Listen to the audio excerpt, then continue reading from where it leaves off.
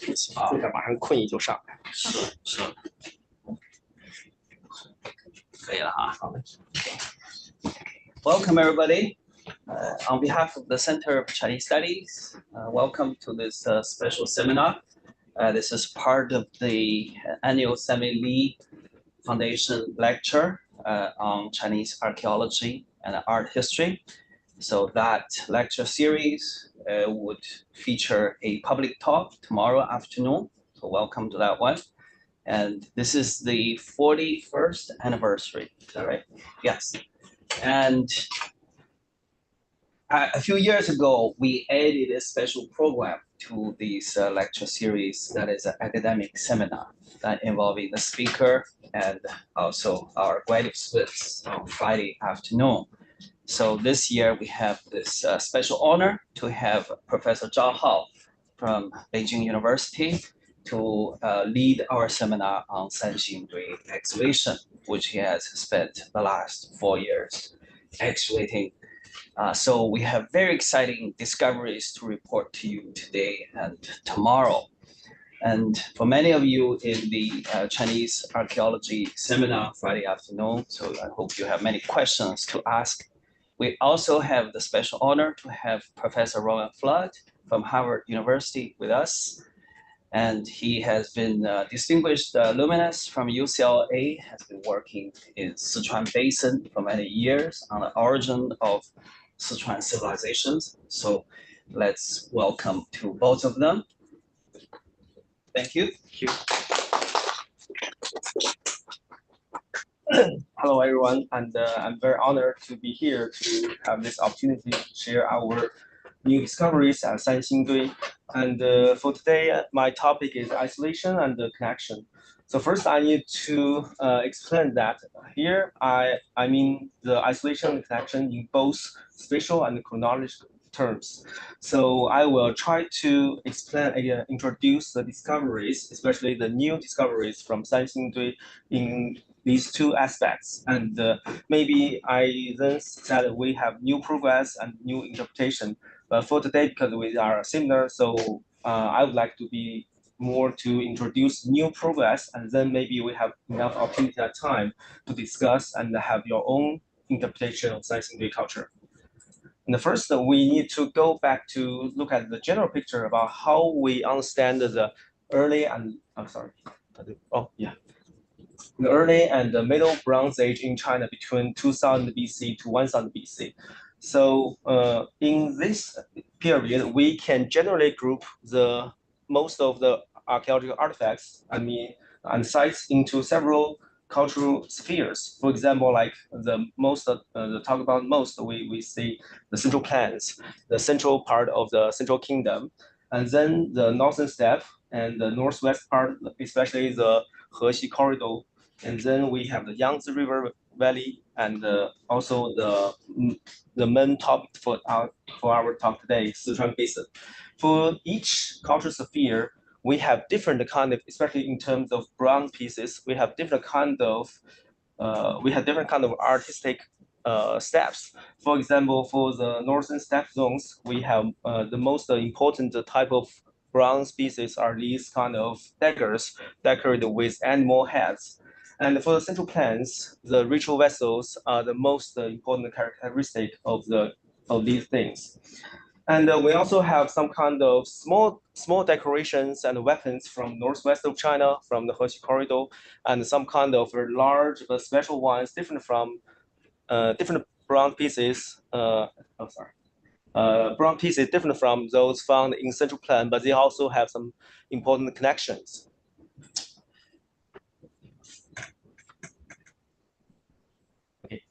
So for today, we will focus on a corner of this kind of map. Look at the southwest part of China at that time. This part, we see the Sichuan Basin, usually was called Shu region in historical legends or later historical records. In most of the historical records, especially those after the warring state period, the history before the warring state of Shu region, especially the Sichuan Basin, is not very clear. We can see it's in a kind of historical shadows. And these shadows maybe is kind of some kind of myth, because we do not know too much what kind of people living here before 5000 BC, what kind of kingdom, what kind of political structures they are using here. The history only became much more clear after about 500 BC, when the Shu people have more intense contact with Qin people in the north and Chu people in the east. Uh, these contacts involve both military conflict and diplomatic contact with each other. For example, in 史记 and 华阳国志, there are many kind of these records. For example, Qin and Shu have some kind of diplomatic relationship, and they also have fightings and warfares between each other, especially for the conflict fighting for the Hanzhong Basin here. And finally, in 300 BC, around 300 BC, the Shu region was conquered by the Qin kingdom, and after that, Shu regions become one part of the Central Empire.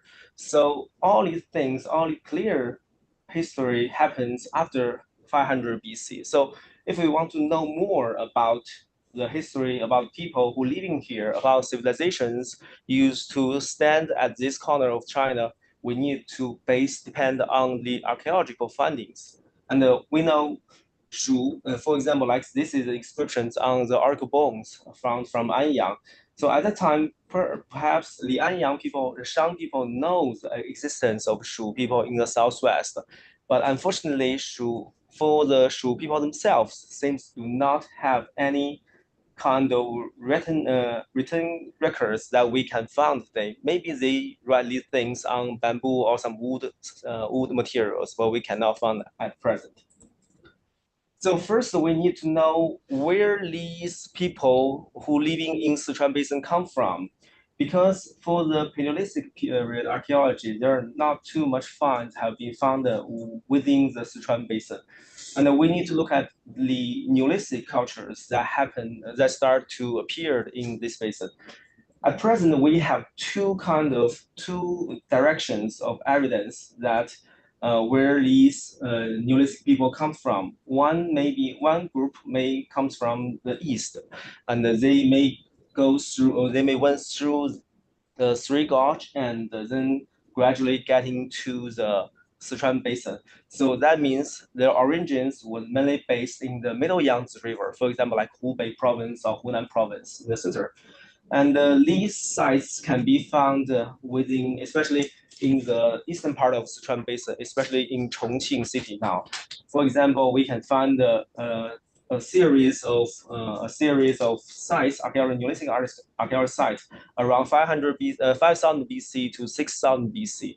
So these are very early, and most of them have very strong cultural connections. I mean, material cultural connections with those found beyond the Three Gorges on the eastern side of the Three Gorge. So that means that implies that some people at that time moved towards the west and getting to the Sichuan Basin.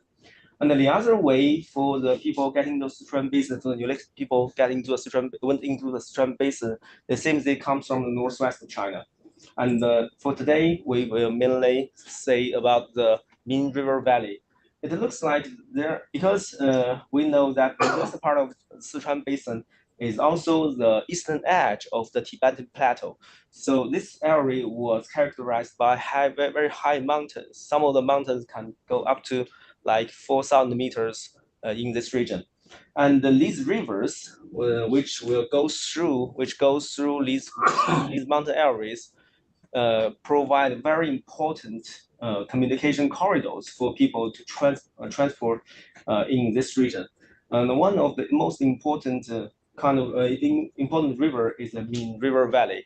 And a number of archaeological sites, especially those sites belongs to the Neolithic period, have been found. For example, like in Marakang, Aba, they found a Hashu site, and in Yingpanshan, Yingbao County here.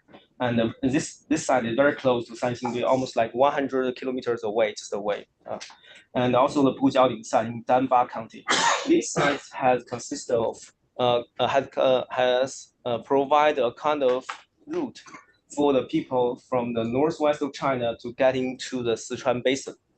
And okay, here we look at one of the most important sites in this mountainous area, Yingpanshan site. This site has been excavated, and they also have published a report.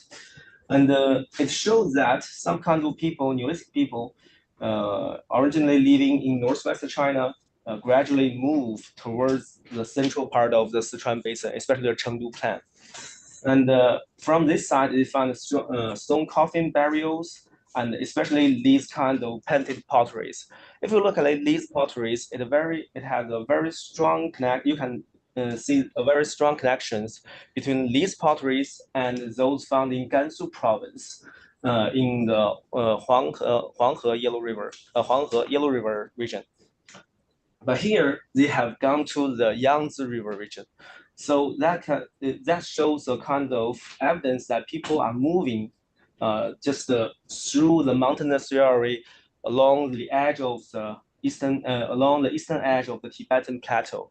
And they also brought some kind of their traditions, cultural traditions into the Sichuan Basin. For example, the tradition of using jade, especially this kind of jade eggs can also be found in later Baoduan culture and Sanxingdui culture. So that make a very long kind of cultural traditions in Sichuan Basin. And one interesting point is that the people, according to the flotation evidence, that people living in Panshan site still still mainly consume and plant millet. So that means they are still adopt kind of dry land agriculture. It doesn't look like they have adopted the rice cultivation at this time. So it looks like they still follow their original way that, especially the agricultural way in northwest China, and they brought this kind of agricultural tradition towards northeast, and gradually close to the edge of the Sichuan Basin of the Chengdu Plain. And after the Neolithic period, gradually these people from northwest China and from the middle Yangtze River gradually getting to the Sichuan Basin. And we have started to find a series of important archaeological discoveries in Chengdu Plain, the most fertile and flat plain area in Sichuan Basin. So here I make a list of most important discoveries, archaeological discoveries. And we can see that there are two related to Sanxingdui culture. Three related to Sanxingdui culture. The earliest one was that in 1934, the first discovery and excavation of the Sanxingdui ruins in Guanghan. And then the most important archaeological discovery before our new excavation happened in 1986. The discovery of two artifacts paste. We also say that like two sacrificial paste was discovered in 1986. And this one attract great public attention and academic attention to the study of Sanxingdui and the Bronze Age civilization in southwest China. And we see that after the people get through the Min River Valley and go out of the mountainous area, they reach the plain. They reach the very flat and the fertile plains of Chengdu Plain. And here we have established the general chronological orders of the major archaeological cultures in Chengdu Plain. So there are three important ones that these three cultures last for a relatively longer time. One is the Baoduan culture from 2500 BC to almost 1900 BC, and then Sanxingdui culture from about sometimes we see 1700 BC or some 600 BC to around the end of the Shang Dynasty, 1550 BC. And then after the Sanxingdui culture, the primary archaeological culture found in the Chengdu Plain, we call it Shi'erqiao culture, or sometimes we call it Jinsha or Shi'erqiao culture. This archaeological culture lasts for almost like 300 or 400 years, from like 1100 BC to 800 BC. So here we can see the landscape of the Chengdu Plain is quite different from that of the mountainous area to the west. So here they start to go through a different kind of social progress.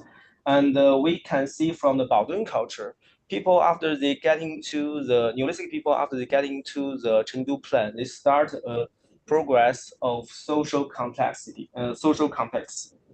For example, in Baodun culture, they began to construct a very large complex wall system around their settlement. For example, this is a map of the Baodun site. We can see two wall circles surrounded the central area of the Baodun city. And they also start to some of the remnants of the inner city can still be seen on the surface of above the plan. And they also start to use some prestige goods. It looks like there is some kind of maybe kind of stratified society have been emerged at this region. For example, the use of ivory, elephant tusk to make these ivory scepters. And these scepters were found from one tomb found in Baodun site along the deaths. So maybe that one who buried in this tomb have some special powers over others or was a leader of this site.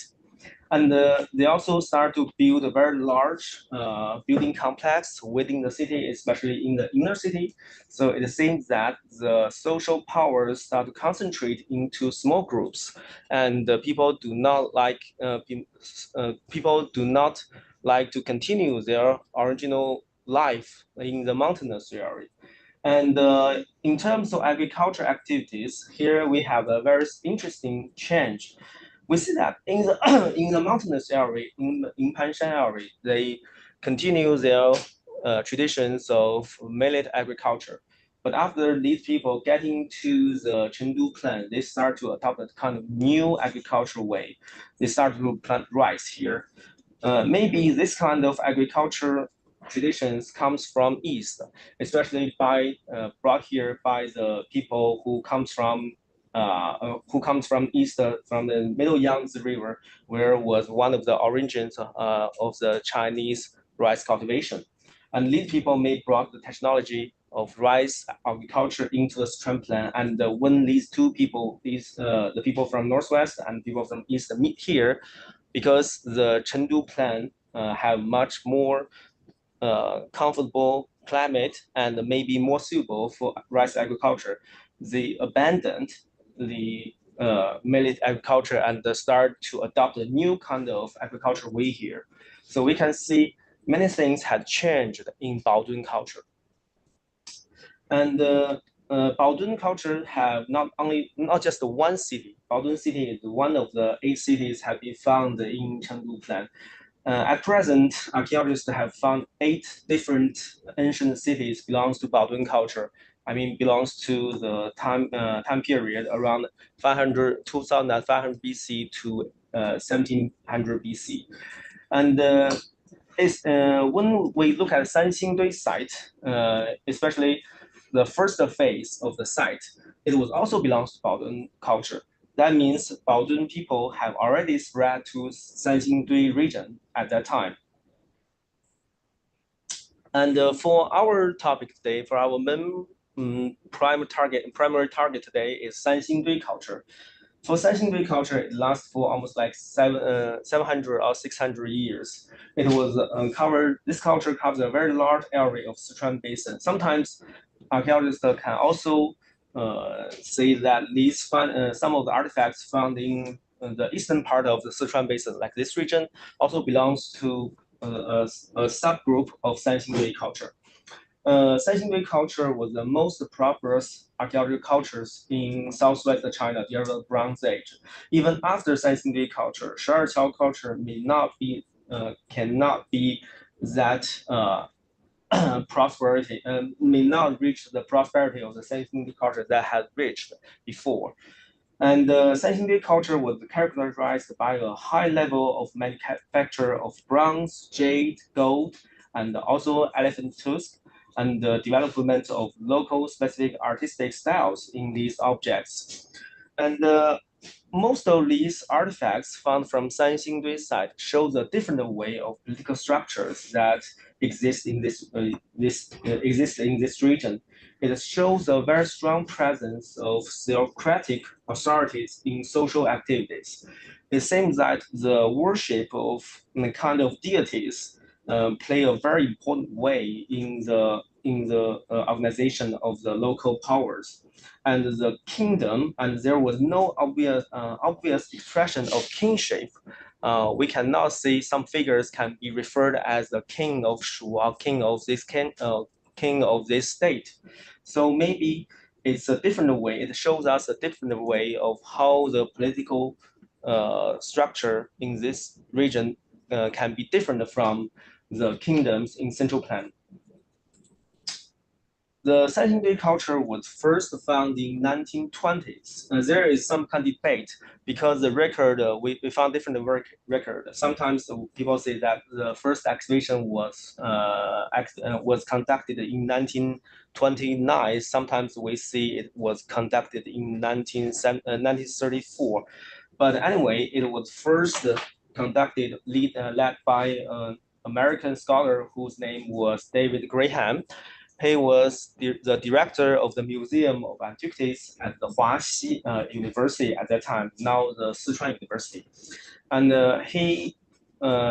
why he do the excavation there? Because he heard the news. He heard the news from the local people that these two guys here, a local family, found a lot of jade near their backyard.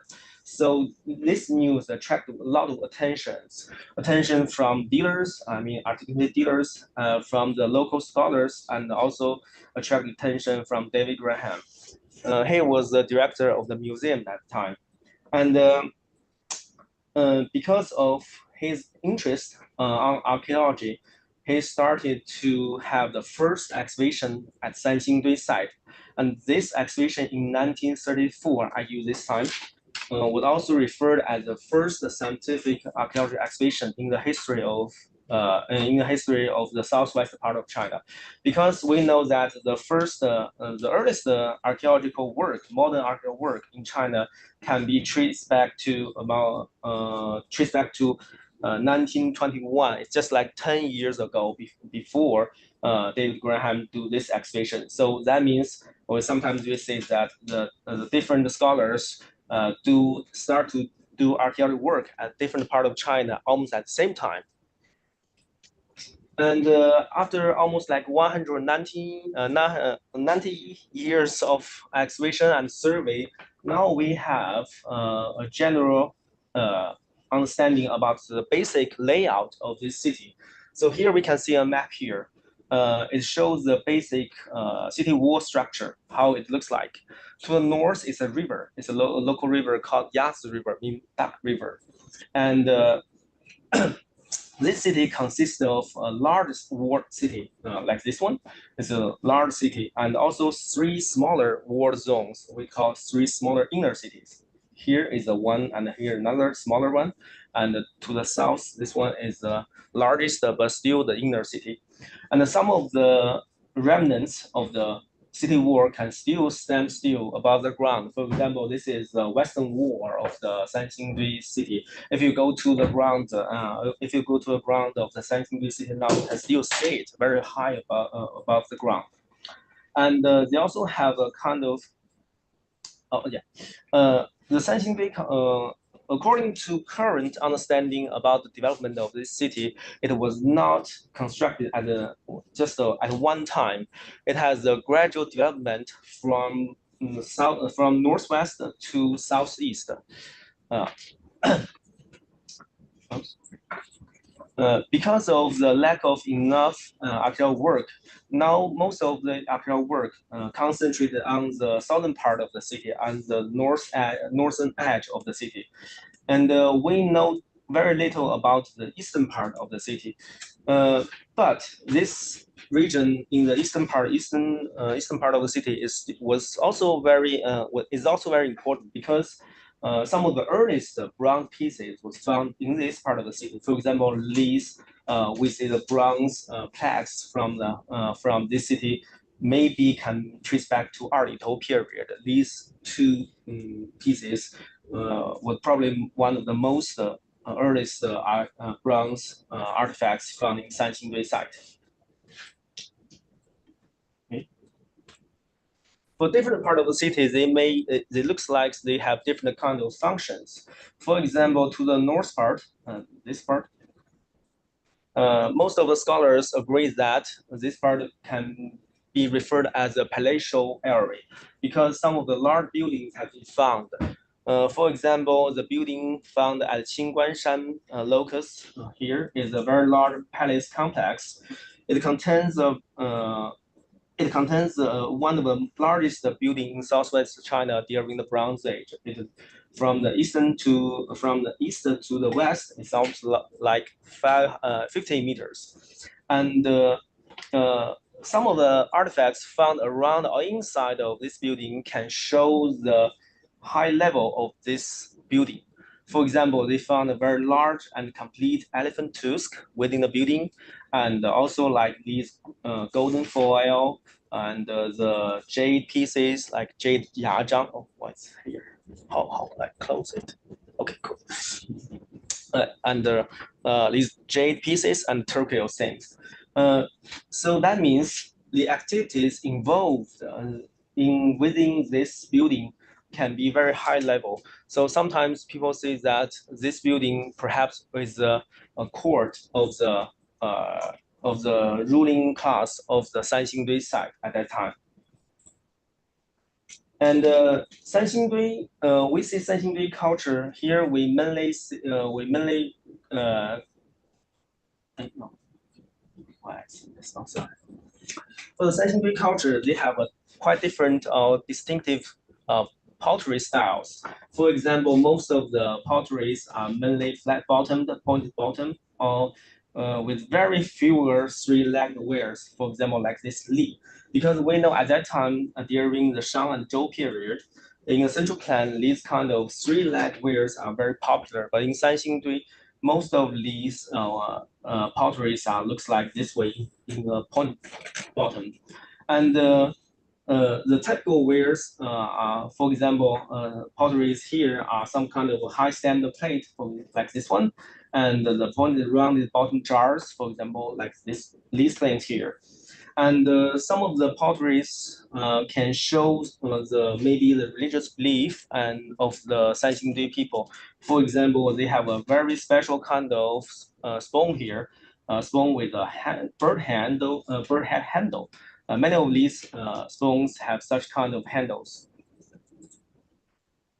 And besides the palatial area and the potteries, one of the most attractive discoveries from Sanxingdui was that found in 1986. It was the discovery of the sacrificial plates in the southern part of the city.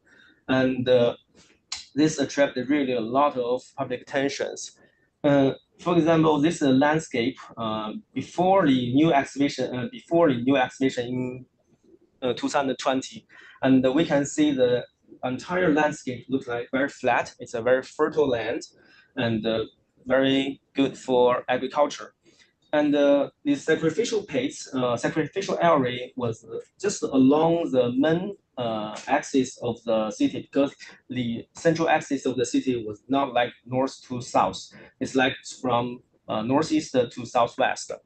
We don't know how the people do the navigation at that time to know which side is really north. And at that time in 1986, during the summertime, some farmers are doing the work and they happened to meet some kind of bronze artifacts. Then they reported this news to the local government. So the government sent archaeologists here to do excavation.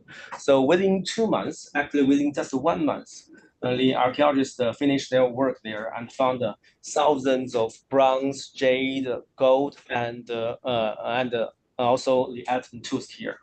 And this is the image of the page number 1. We say K1 at the time. For this one, it contains mostly it contains like jade and a few of bronze pieces. And also here we can see a golden things here. This is the golden scepter or the skin of the golden scepter. And another one is much larger. It's called page number 2. From page number 2, there are more, especially more bronze pieces with less jade. It looks like people have been stored these things before they throw or put these things into the pits. And we can see at least 2 layers have been seen within pit number 2. So on the top, when the archaeologists remove the backfill, and then they firstly saw a lot of elephant tooth here. But compared with the new discoveries we conducted the last 2 years, the density of these elephant tooth in pit number 2 is not that very high. It's not that high. It only contains about like 80 elephant tooth here, but it contains a very large number of large and middle-sized bronze pieces. For example, this is the root of the we call it the sacred tree here, and also the giant the grand standing statues. Where is the hand? Oh, here is the hand, and here is the statues here. In the 2 pages of the Sanxingdui excavation, they unearthed more than like 100 pieces of different 1,000 pieces of different kind of artifacts. Because at that time the archaeological work condition at that time is limited, so we can see people at that time have to just use naked foot to stand on the top of the elephant tooth, because we can see the density of these artifacts within the pit is very high. So they do not have some lifting equipment, so they have to choose some female archaeologists who have a lighter weight and then can get into the pit to do this cleaning work. And at the time, archaeologists can just do a very rough drawing of the excavation of the situation there. And from the excavation, we can see that some of the pits, some of the bronze objects have been burned, and most of the artifacts, especially the bronze artifacts, came from these 2 pits, contain standing figures, human masks, beast masks, bronze altars, sacred trees, sun-shaped vessels, and the other various types of animal statues. And most of the artifacts appear to have been deliberately burned and crushed before or during the burial. And some of them have been seriously deformed or even melted. And so at that time, people raised 2 kind of explanation about the formation of the 2 pits. One group says that these pits formed by kind of sacrificial activities. People are burning things here, and after the sacrificial activities, they buried these important artifacts, important religious objects into the pits. And another important explanation is that is so-called warfare reasons. So they said the enemy came into this region and conquered the Sanxingdui side, and then they burned the temple of the Sanxingdui people, and then dig 2 pits and throw all these things, through all these religious objects into these pits. So this debate lasts for a very long time until the new excavation in 2020. In 2019, just before the pandemic, the Sichuan Institute of Archaeology happened to conduct a systematically survey on Sanxingdui site again, because after the excavation in 1996, it became a park. So it was mainly used for tourism, and they built some kind of infrastructures just to cover the surface of the ground.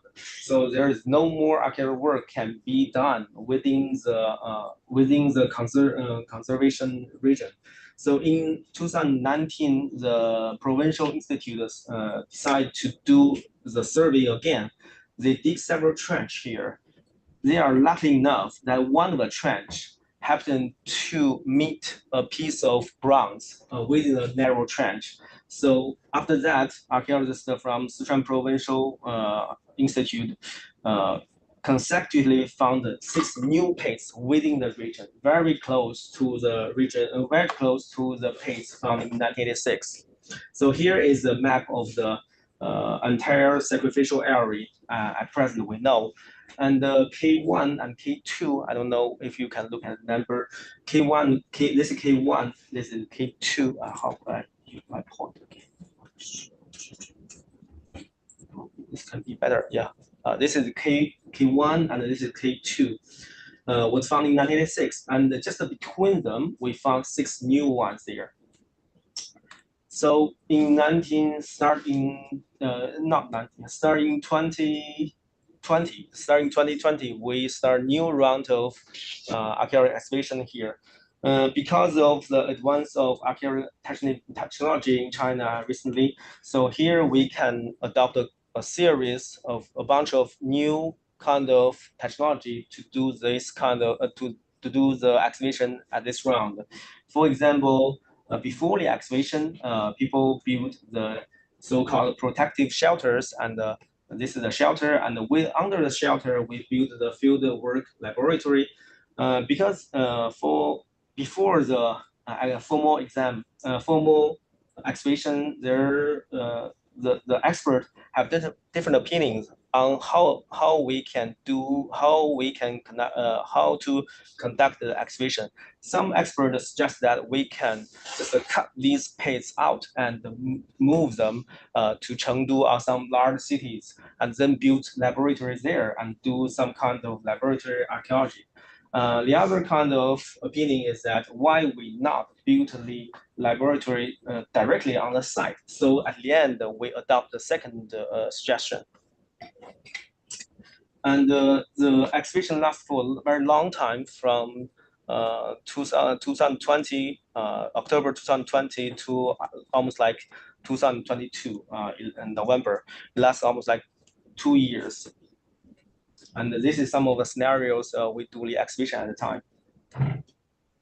So for this time, because we have learned experience from the excavation in 1986, so we know that what we need, what kind of situation we will meet in the excavation. So for example, we build some kind of lifting equipment here. So during the excavation, especially the excavation of the dense deposit here, we do not have to step on these precious artifacts.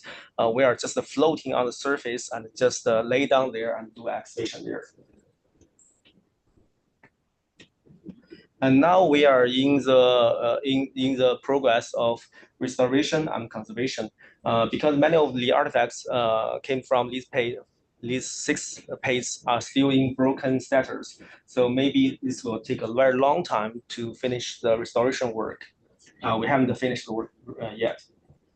And now we can look at how these pits looks like, especially the new 6 pits. I will take the excavation process of pit number 8 as an example, because I know this pit much better. And this was also the largest pits of these 6 pits, all of the entire 8 pits found in Sanxingdui sacrificial area. This pits like 5 meters from east to the west, and like 4 meters wide. And the excavation of this pit lasts for almost 2 years. And we can go one by one to look at how these deposit within the pit number 8. So first, when we remove the modern agricultural soil from the surface, first we meet the so-called sealing fail. Sealing layer. Sealing fail layer. Fail.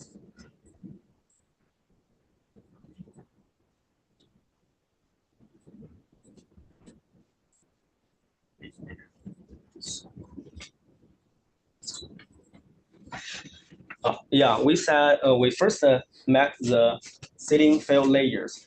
This layer, we thought it was formed in a very short period because it was very clean. and do not have too many artifacts. Sometimes we can see some small kind of bronze pieces, but we do not think that these pieces were filled back into the pit intentionally. Because they are very small fragments of very large things. And after the thickness of the ceiling fill is almost like 70 to 80 centimeters. And after that, we meet the second layer, the ash layer. This layer, the thickness of the ash layer is around like 20 to 30 centimeters. It's not that thick, but it took a very long time to finish the excavation, because we can see from this picture that this ash layer contains a large number of small fragments of all kinds of artifacts, including bronze pieces, jade, gold, and also the fragments of elephant tooth. And for the ash layer, we can see that maybe people pour this ash into the pits from one side of the pits, because it clearly shows a slope from south to north, from this side to north. So that maybe people stand along the southern edge of the pits, and then they pour out through these ashes into the pits. And we do not know, at first we do not know whether these ashes coming when they came into the pits, were they still burning, or they were still burning. But finally, when we look at the wall of the pits, we think that the wall was not heated to very high temperature. So we think that the burning activities that produce the ash were not taking place within a pit. It must happen outside of a pit somewhere else. And then after the primary burning activities, they throw these pour these ashes into the pits. So yeah, this is a close look how these ash layer looks like. And this is a schematic representation of the description of the gold artifacts in the ash layer. So from this schematic representation image, we can also say there is a slope from the south to north. So people maybe just stand along the southern edge of the pits. And after we gradually move the ash layer, we almost like take 4 months to clean the ash layer, and then we gradually meet the so-called interval-less layer. It's not these elephant tooth. It's the less layer is these things. The yellow layer here, the yellow soil here. And the interval-less layer was in a circular way. It do not cover the entire pit.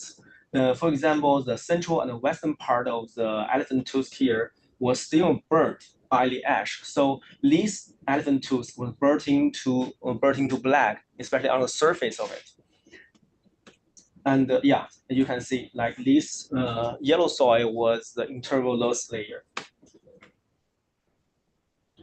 And after we remove the interval-less layer, we can see the entire pit was occupied by the elephant tooth layer. So we can see that the interval layer was just like circular, because all these elephant tooth around the close to the edge, close to the wall of the pit, were not burnt by the ash layer. So that also means that when the ashes went into the paste, they were maybe they were not burning, but they were still warm, or in kind of some still have not been still is burning. And totally away from this elephant tooth layer, we have extracted like 397 complete elephant tooth here, and almost like above 150 elephant tooth layer was longer than half meters, because some of them have been broken, so we do not know the original length of them. And most of these tooths were placed in the paste in the whole piece.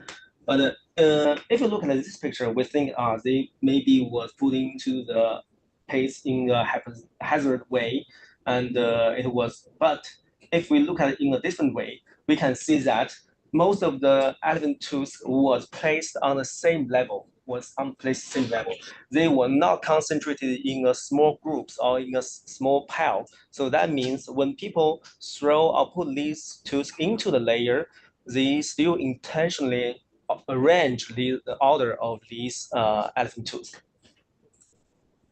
And we take 8 months, almost 8 months, to finish the extraction of the elephant tooth here. And these 4 pictures show how we do the excavation work there. First, we need to binding it, and then use a kind of polymer bondage to just reinforce it, and finish the package, and then drag it out of the pit.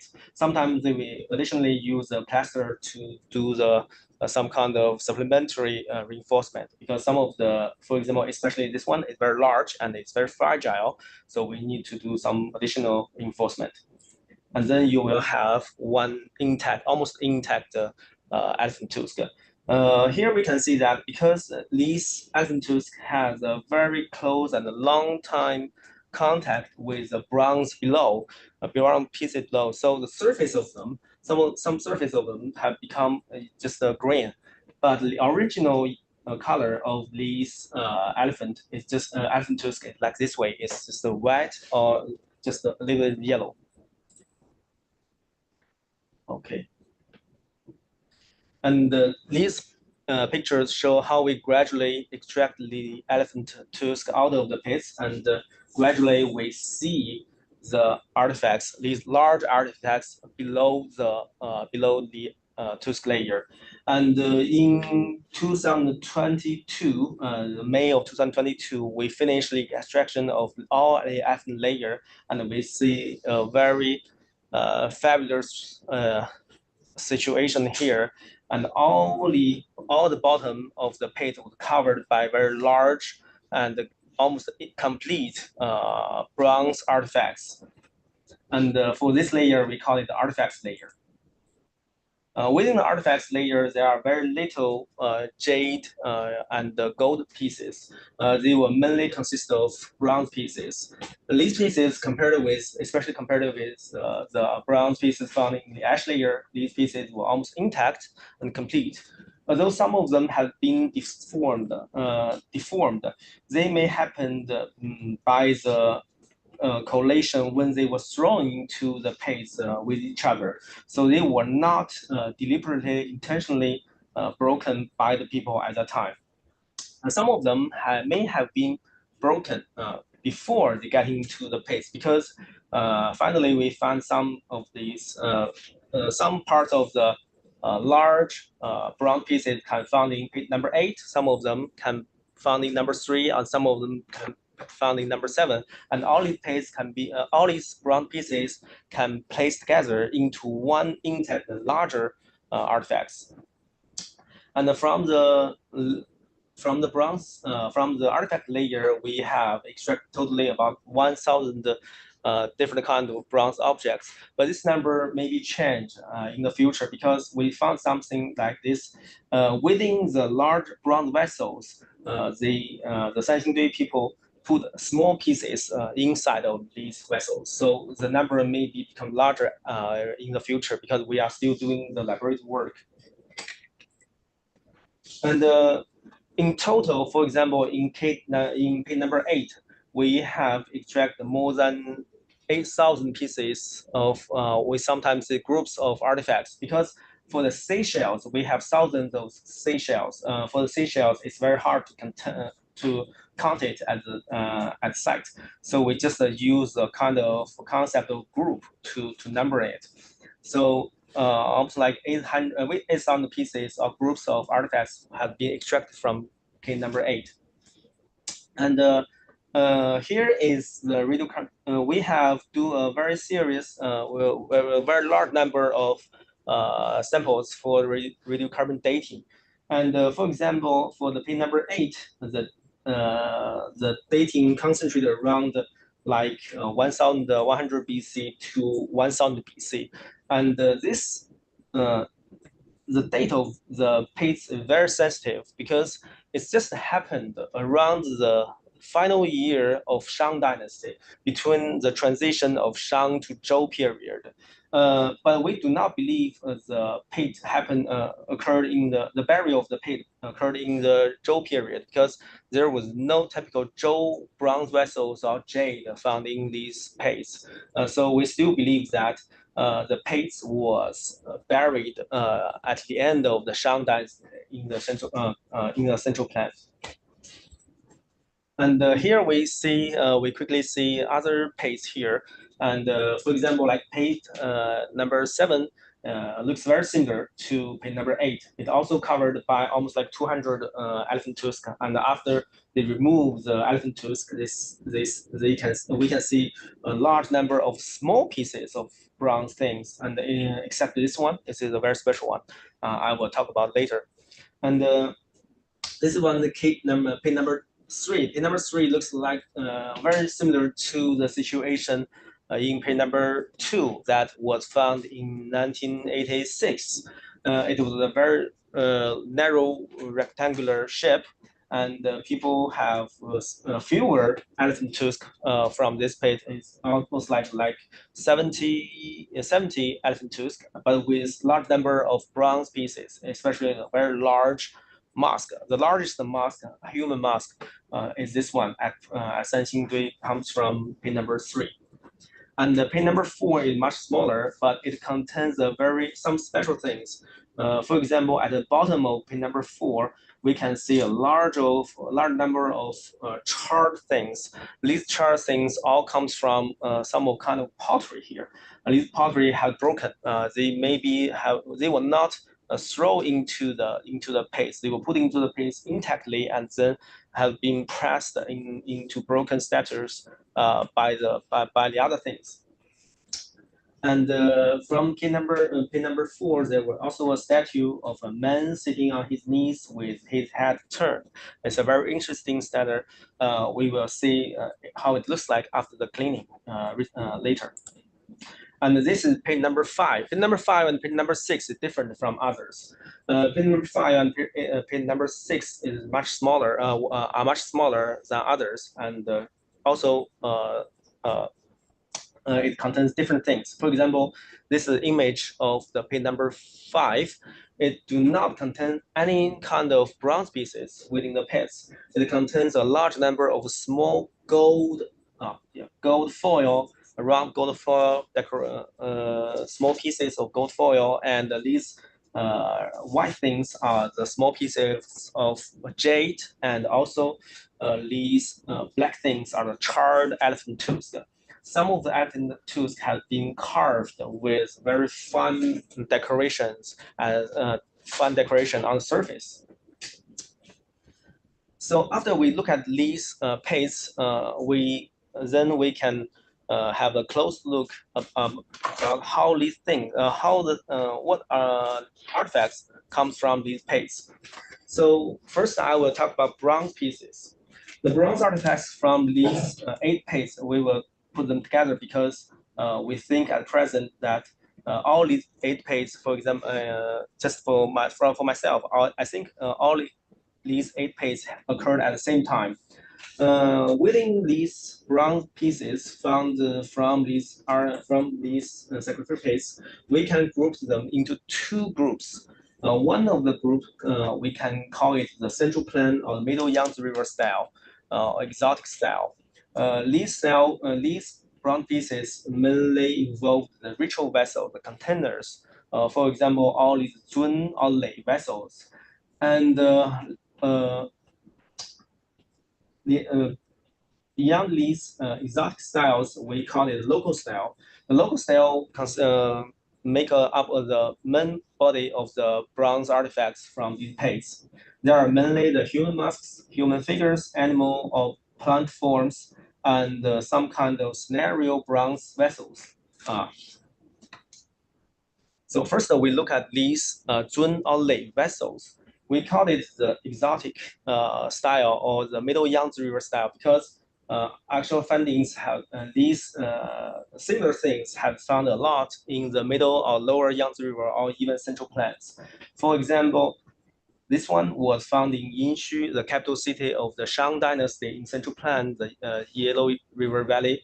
And this one was found in Sanxingdui. And for example, this one decorated with tiger and the dragon here was found in Sanxingdui, and the other one here was found in a lower Yangtze River in Anhui province. They have at least 2,000 kilometers away from each other. And so we can see, although they were distributed in different geographic regions in different part of China, but they look very similar, all exactly the same in the decoration patterns. So we think that these Zun or Lei vessels was not manufactured locally in Sanxingdui or within the Sichuan Basin. They were some kind of imported, some of the things imported from outside and then getting to Sanxingdui. But the the so-called exotic style bronzes only make up the minorities of the bronze pieces in the page. For example, this is the image of page number 8. We have used the red line to circle all these Zun or Lei vessel, these ritual containers in this space. We can see that there are only like no more than 20 of these Zun or Lei containers within the page. And beside of them, all other things we can characterize them as the local style. And if we look at the Zun only containers, these containers here in Sanxingdui, they also have some kind of different characteristic or between Sanxingdui and the Central Plain or the Middle Yangtze River. For example, even in the Middle Yangtze River area, they have a large number of these three-legged bronze vessels. For example, these pieces was found in Jiangxi province. It was also a very important Bronze Age civilization there. But we can see a lot of these three legs or four leg bronze vessels. But within Sanxingdui, all these things do not have all these bronzes. We have found no bronze pieces have three-legged style here. So maybe this is a kind of culture, they have different culture or the artistic traditions between these regions.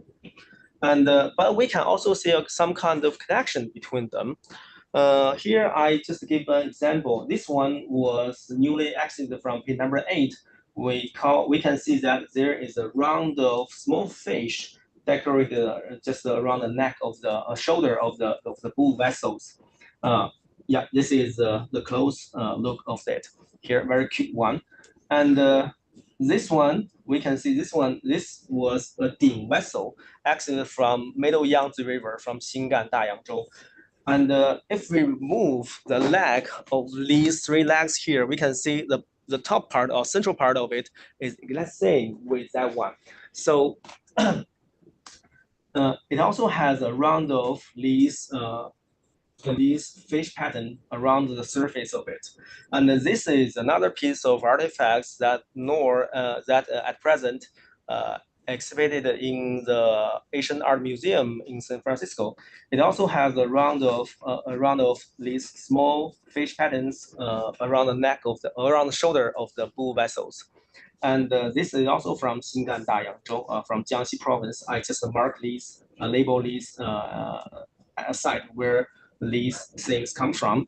We can see, although they have very long distance between each other, they have very similar patterns, decoration patterns between them. And this is the one from Hunan region.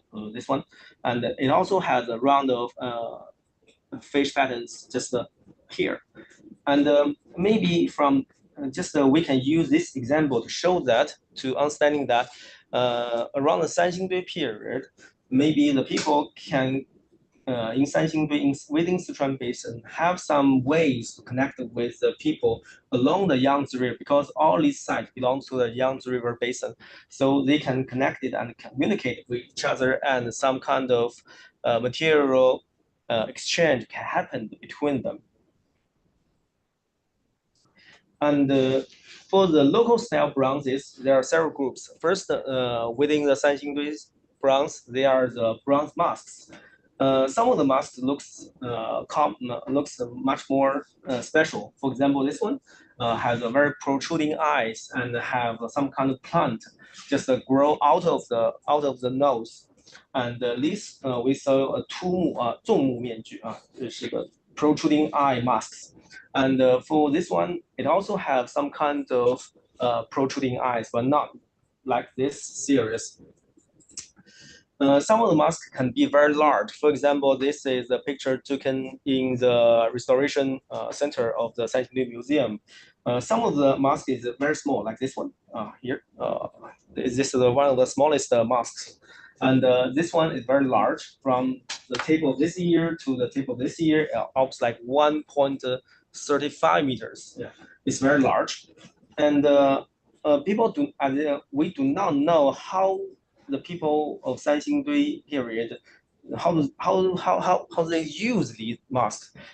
Some kind of hypothesis is that they have much bigger statues made up with wood or the soil, and then they use these kind of bronze masks to decorate the central part, to decorate the essential part, for example, the facial face of these large statues. And we can also see a very interesting phenomenon. Oh, no, no, no. On these masks, there is some holes, square holes. These holes were cut by some kind of sharpened tools. They were not casted. They were not formed during the bronze casting process. So it also raised the question that why they do not make these holes during the manufacture process. They should have very advanced technology in making bronze. So why they do such rude way to just cut a hole on the surface of the mask? So maybe this also related to the usage, how they use these masks in the actual activity. And besides the mask, we have a kind of the second local style bronze is the bronze human heads. The facial form of these heads are almost the same. Most of them are just like this way. The difference is mainly on their hairstyle. For example, we have different hairstyles. Different hairstyles have been found on these bronze heads. For example, this one wear a small cap here, and this one use a hairpin at the back of his head. And some of them has a very long tail, at the back, and some of them still have some kind of tuban things. We say in Chinese 头帕 or the tuban. For example, this kind of tuban can still be found in many groups in China at present. This is a picture was taken in around at the end of the 19th century. But still, if you go to the Sichuan Basin or Yunnan Basin, Yunnan region at present, either the Han people or some other minorities still kind of use still use this kind of decorations or hairstyles on their top. And some of the bronze heads also decorated with this kind of golden mask. They just to stick the mask on the surface of the bronze statues, bronze heads. Then after we look at the bronze human heads, the local style bronze human heads, we have kind of full body size bronze statues. One of the largest one was found in 1986. We call it the Grand Bronze Standing Man. This one, it was almost like a real man. The height of it almost like a real man. You can compare it with the audience here. And from the new excavation, we found some new one because after the excavation in 1986, there was a question about what kind of things this guy hold in their hands because they only have a hollow hands there. But after that, after our new excavation, maybe we have some clues about what kind of things they were holding. We guess that these kind of full body size statues are holding some scepters because we have two statues still have things within their hand. For example, like this one. This is a figure holding a dragon scepter. This is a dragon head, and the body of the scepter goes up there, and it's broken here. And the other one from pin number 6, from pin number 3, holds a scepter with a bird head here, and the stake here also broken, just to fall away, for just to stay away along with the setters. So maybe, for example, like this one, this grand bronze standing man also holds some kind of very large scepters, perhaps not in bronze or in some kind of other materials. Yeah, this is the scepter. This one, the holding a dragon scepter. This is the body part of the dragon scepter we found in the pits. It has the open work, and the scepter was also colored with red pigment. Here we can see a very fresh pigment, just used to decorate the surface of these full body size statues. And this is another site of so-called full body size statues, full body ground statues. It was from pin number. They were from pin number 4.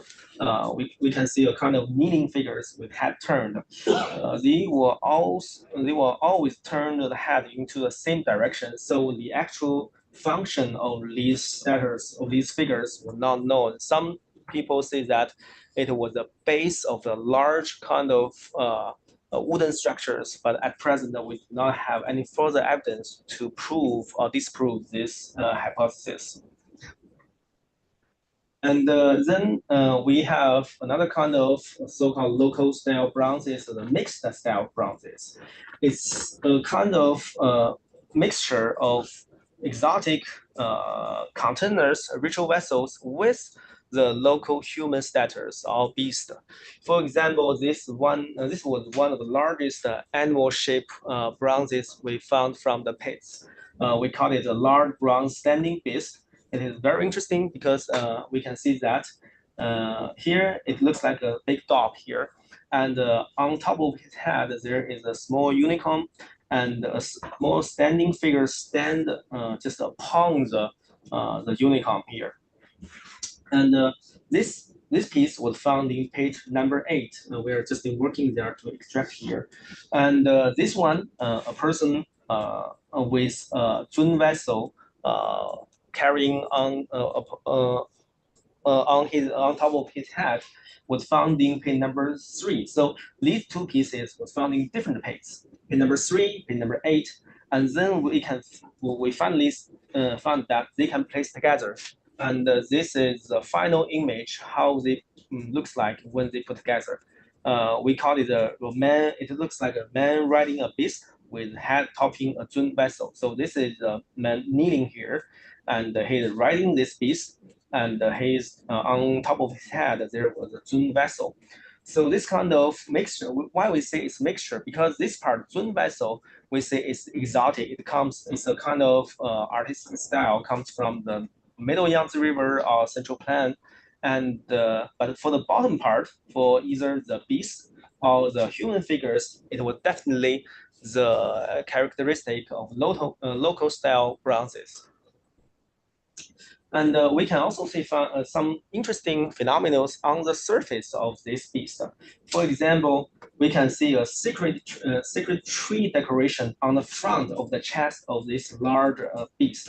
It's the base, and these the different branches of the tree, and it looks like the Sanxingdui people like the pattern of secret tree very much. For example, this is on the front of the chest, and this is on the back of the unicorn horn, and we can also see a kind of secret tree decoration here. This is the base, and this is the branches. And sometimes we can find some small secrets in these beasts.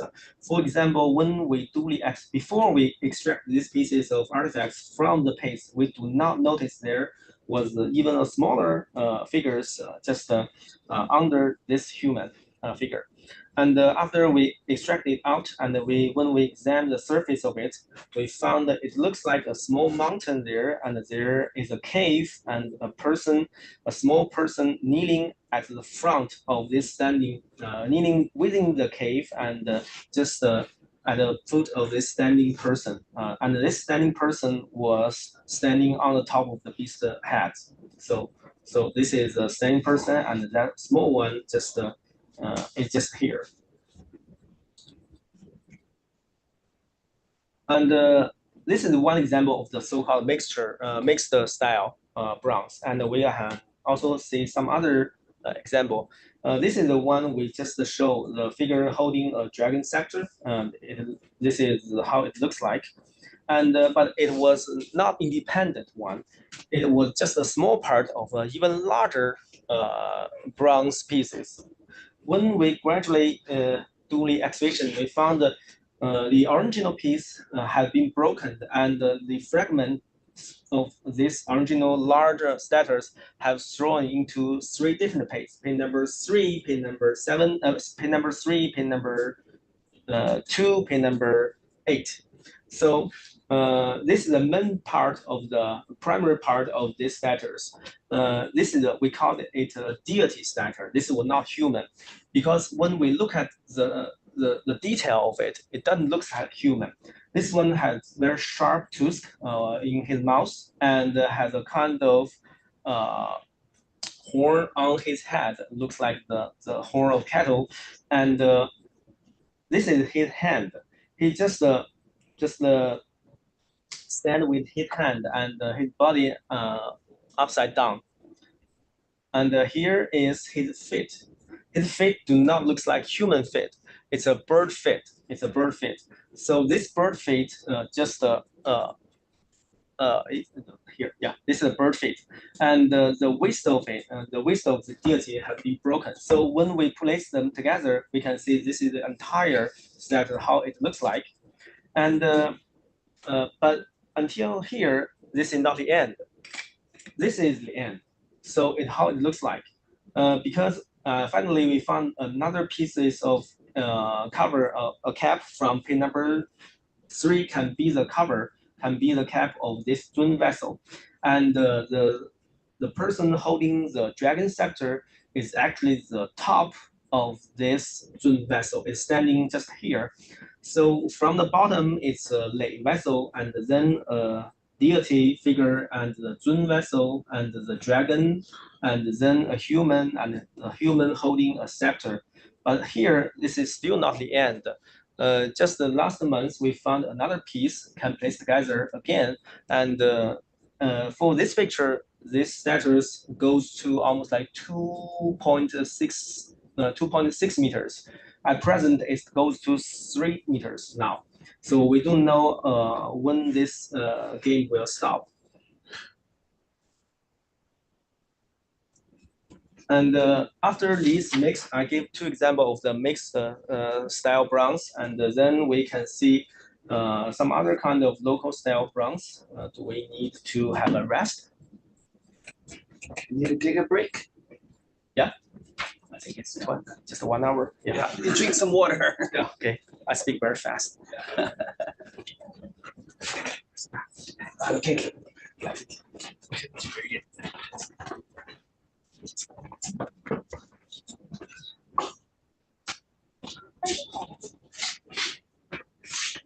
无限往上提的，是在无限往上提，它已经涨了好几次了，怎么能一直提的这么高？这边这个真的是这个问题，所以它是要的。See how are you? Good. How are you feeling? 唯一感知的是三米打天不行，现场要拿一大堆像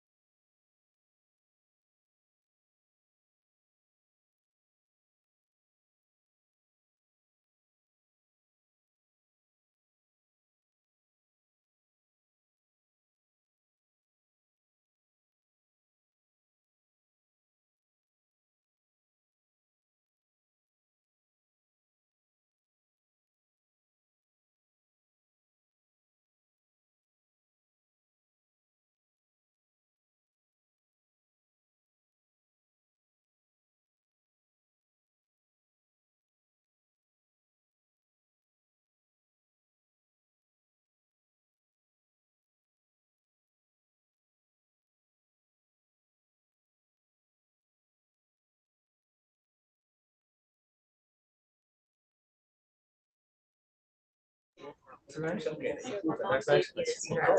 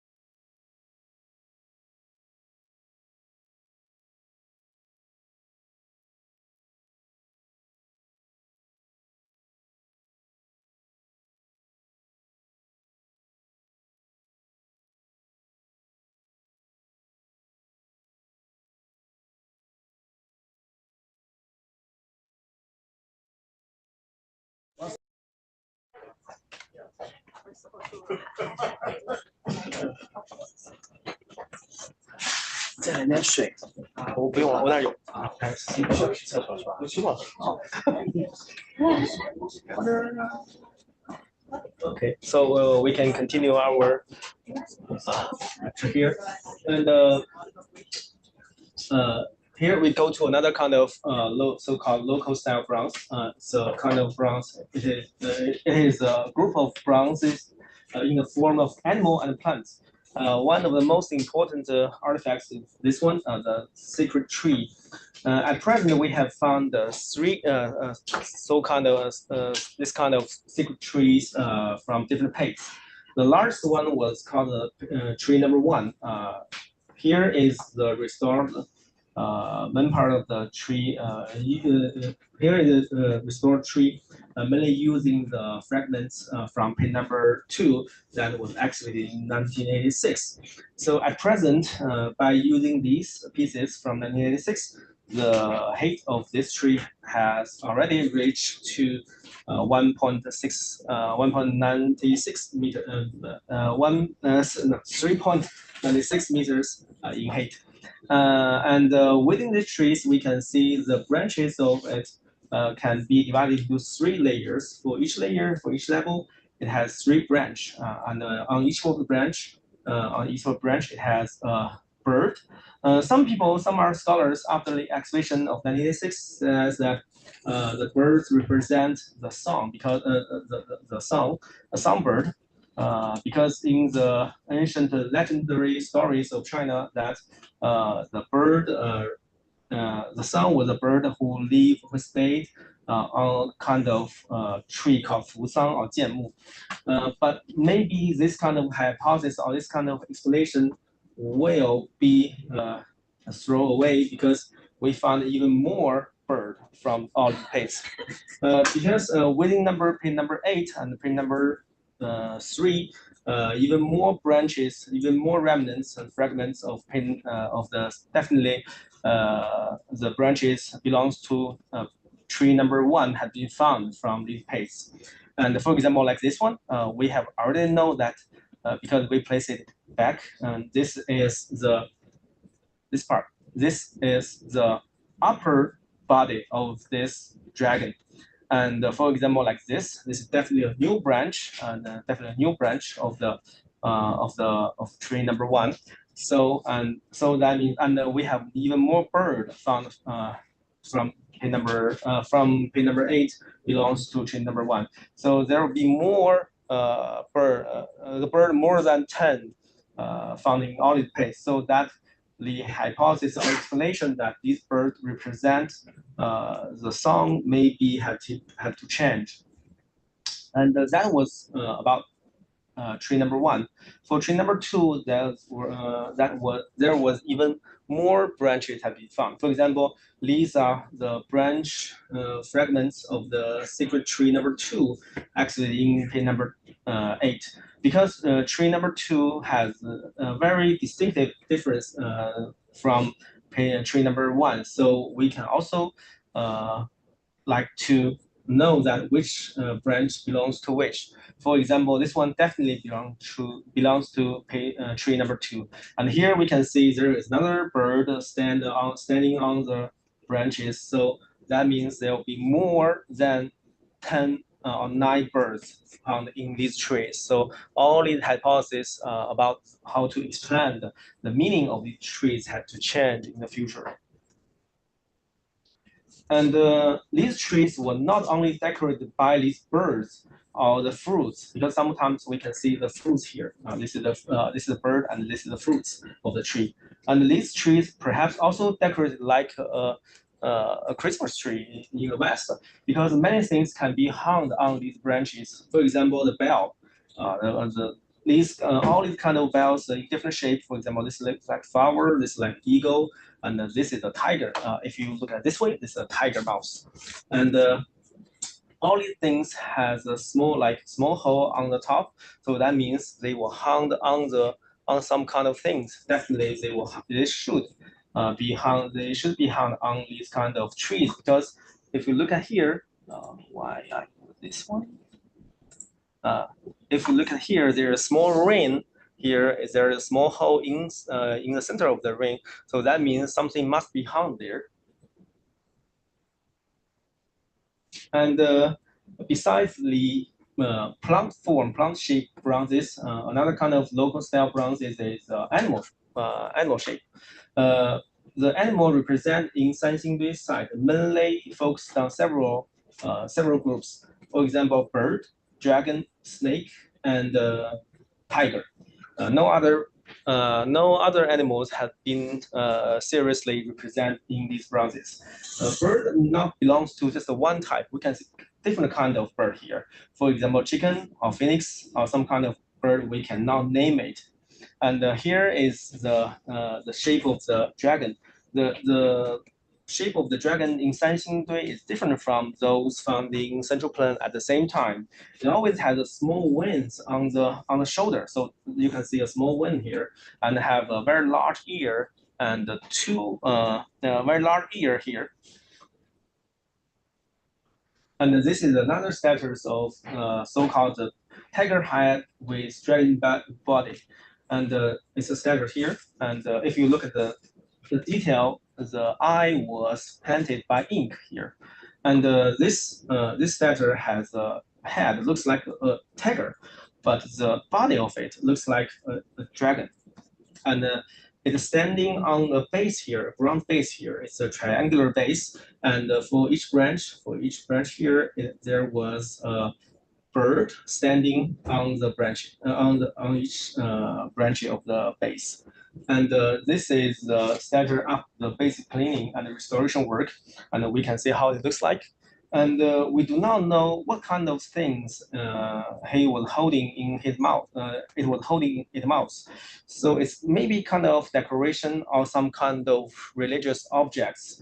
But at present, it's hard to explain, have the right answer at present. And just several months ago, we have a new discovery that just like the game we always play within these pits. We found the tail of this tiger. The tail of it is almost like 80 centimeters in length. So now at present, the entire status at present goes up to 1.6 meters in height. It's almost like this girl. And we also find that the other two bird, which had been broken away from the original position, and we found it in the pits and placed them together. So there should be three birds on each angle of this base, here, here, here. The bird here is very interesting. It looks like a duck. For example, the mouth of it looks like a duck, but it has a very sharp claw. If you look at it, it has a very sharp claw here. Not this one, yeah, just like here. So maybe it's a kind of mixture between different animals, duck, chicken together, or sometimes eagle. And for chicken, we have a much larger one. And this one was so-called ink painted bronze cockroach head. I don't know how to call it correctly. It depicts a very large, real size chicken here. It's a chicken here, and interesting phenomenon is that the patterns, the decoration patterns on the surface of this status was not casted. It was painted carefully by using ink and brush. If you look at it, and especially when we look at it through the microscope, we can see very clear usage of brush on it. So it looks like a kind of it's a kind of mixture of different kind of technology, bronze casting and ink paint. And this is a dragon-shaped vessel with pig muscle here. And this is a picture when we extract it from the pits. And the shape of it is very interesting because it has a very long nose. This is not the mouth, it's a muscle, it's a nose, because the real mouth is here.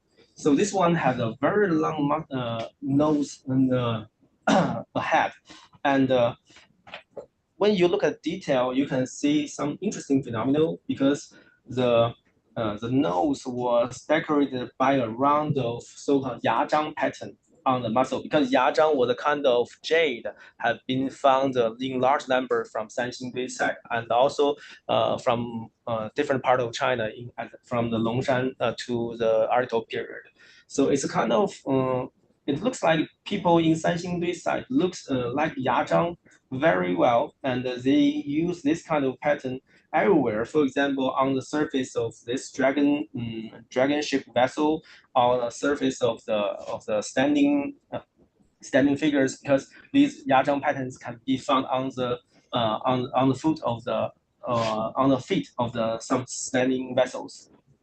And this is also a tree here. If you look at carefully, you can also find a tree-shaped thing decoration here at the bottom of the dragon vessel. Yeah, it's also there. And here we show one of the most complicated bronze pieces from all these paste.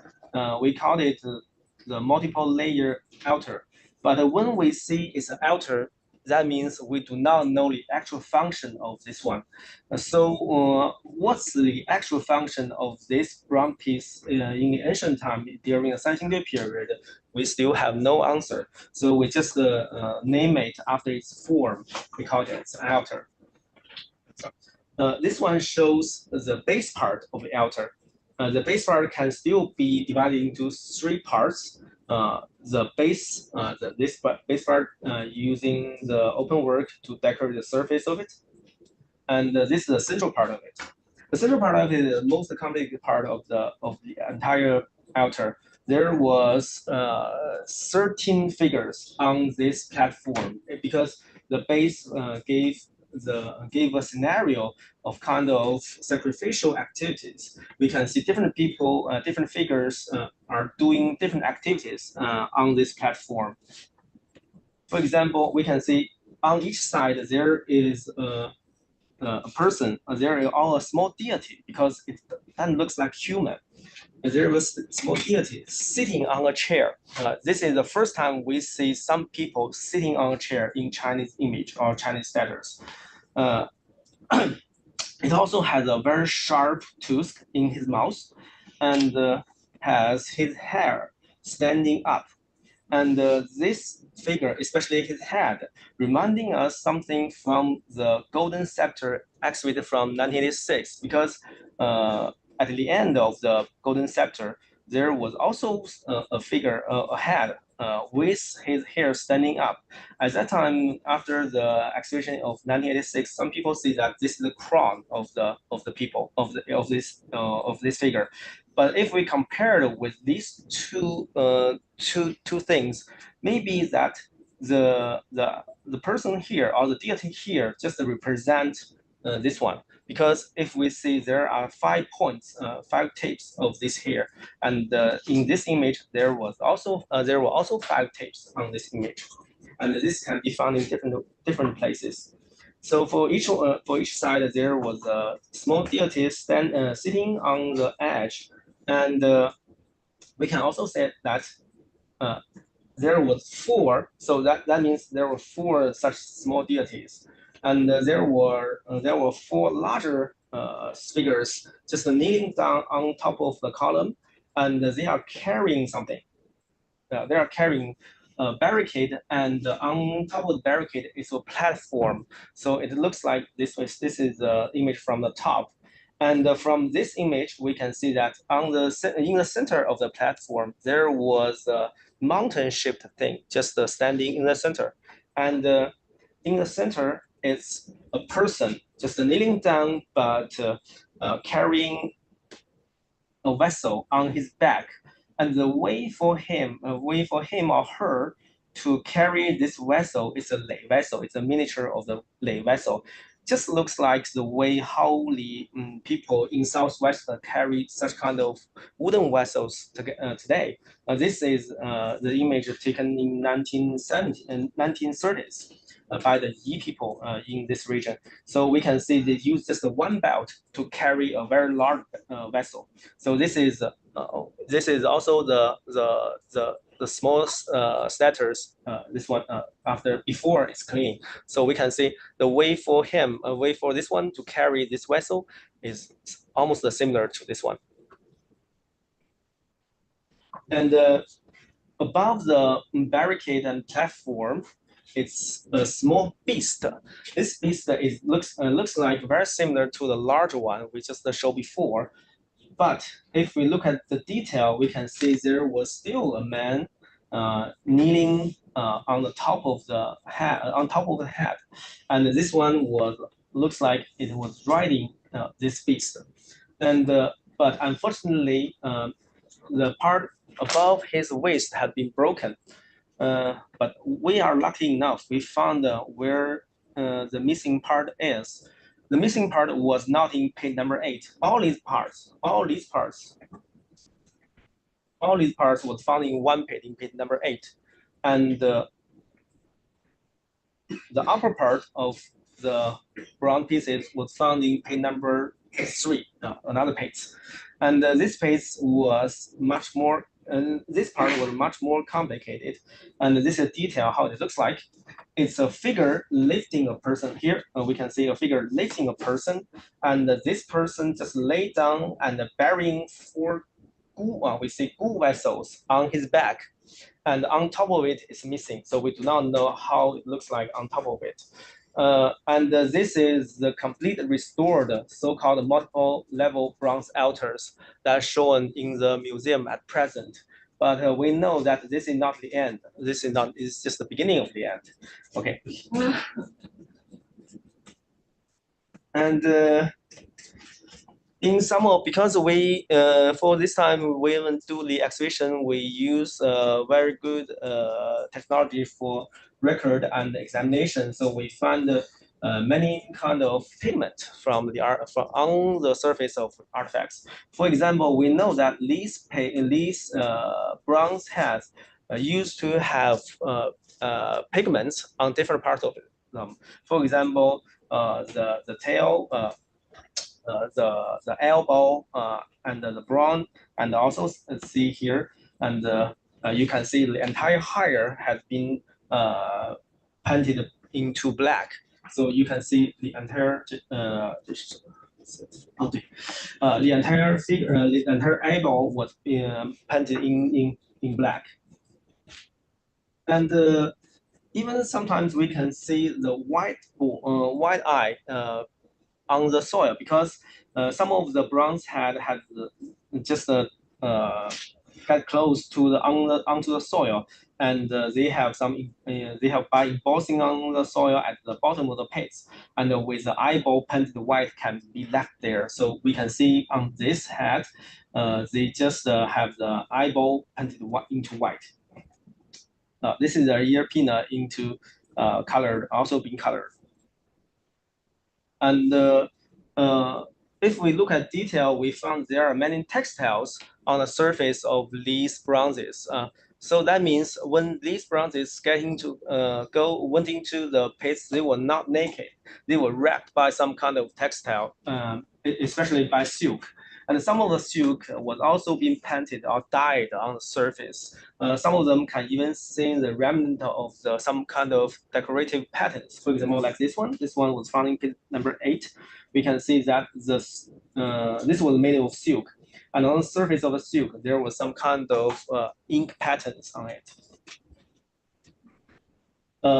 Definitely, there was still more artifacts, bronze artifacts. We cannot have any explanation on how they were used and what's the meaning of it. For example, we give some example. The eye-shaped decoration. We just call it eye-shaped decoration, but whether it's really represent eye at that time is not, it's unknown. And some other things, for example, like the so-called turtleback grade. This was from page number 7. It's just like a bronze network here, and with a very large piece of jade, a large piece of jade had put inside of this bronze grade. But what's the meaning of it is unknown. Professor Li Min has explanation on how this piece represent. Maybe he can give you some questions. I'll give you some explanations later. And I just go through the bronze part, and for the gold and the jade part, because of the time, we just quickly go through it. For example, from page number 8, we have a large number of golden pieces, especially like these golden masks. Most of the masks or golden foil had been wrapped and thrown into the paste. So when we first meet them in the paste, it's just look like this. And for the golden things, one of the most important type of the golden leaf.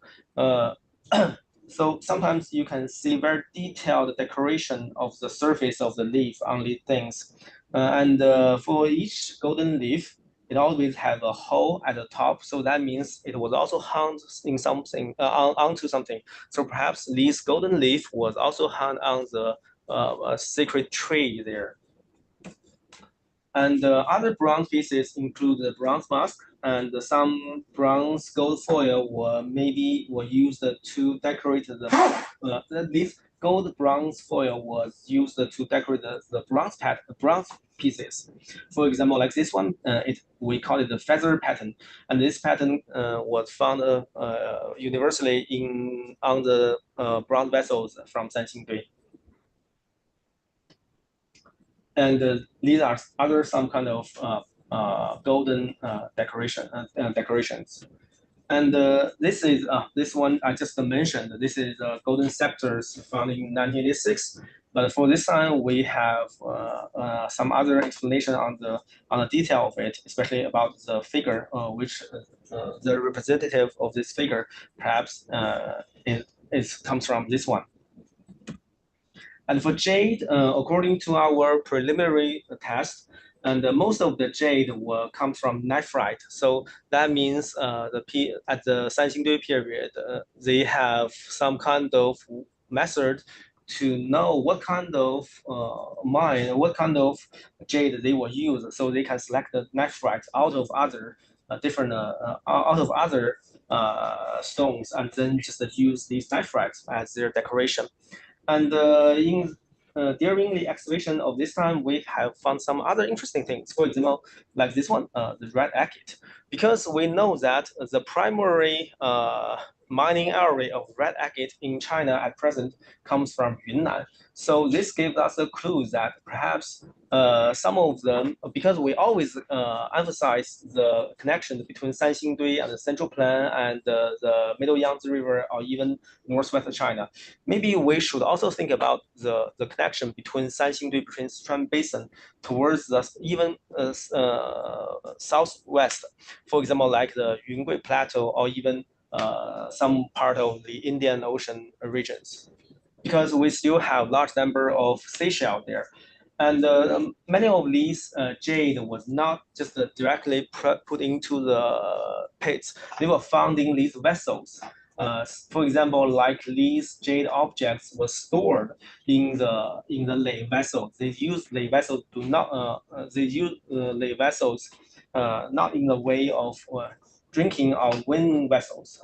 They use it like some kind of storage containers to store their precious jade or seashell, because a large number of seashell were also found from these round vessels. Almost from each vessel, we found thousands of these seashells. Whether they use as a kind of currency or money, we do not know.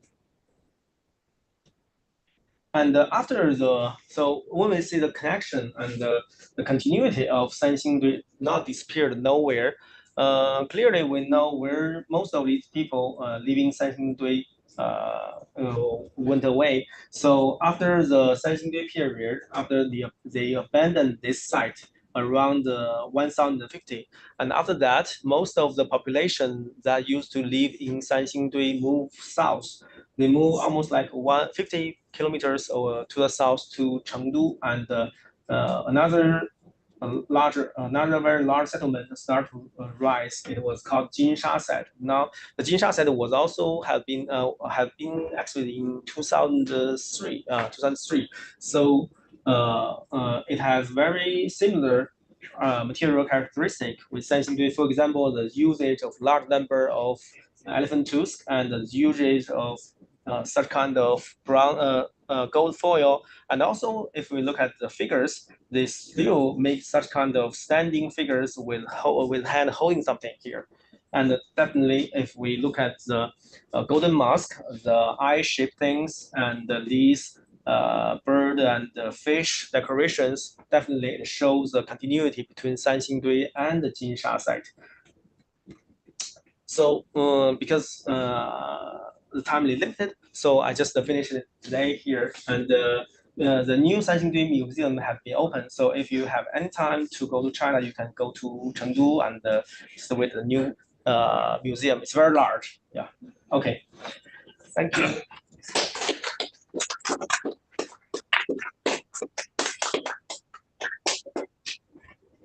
Do you want to sit down or answer questions standing there? Maybe standing here. Yeah. Okay. 这样不至于很困。I'm very sleepy, yeah. So now the floor is open for questions, especially for those students in the Chinese archaeology seminar.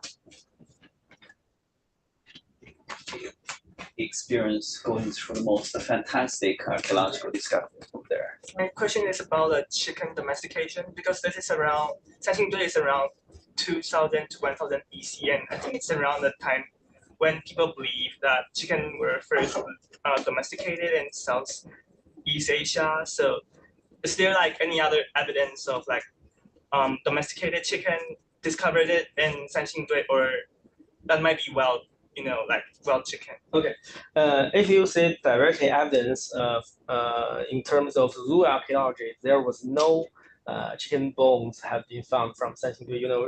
Actually the bone of chicken was not easily cannot be easily preserved in any kind of archaeological site. For Sanxingdui, if you want to talk about this question about issue, maybe you still need to look at these bronze figures. If we look at this one. There was a kind of debate on the status of the chicken-shaped bronze statues found in Sanxingdui. For example, like this one, some people say it definitely was a domestic chicken, and but recently when Professor Zhang Hai from Peking University visited our site, he gave me a clue that he said that this one was not.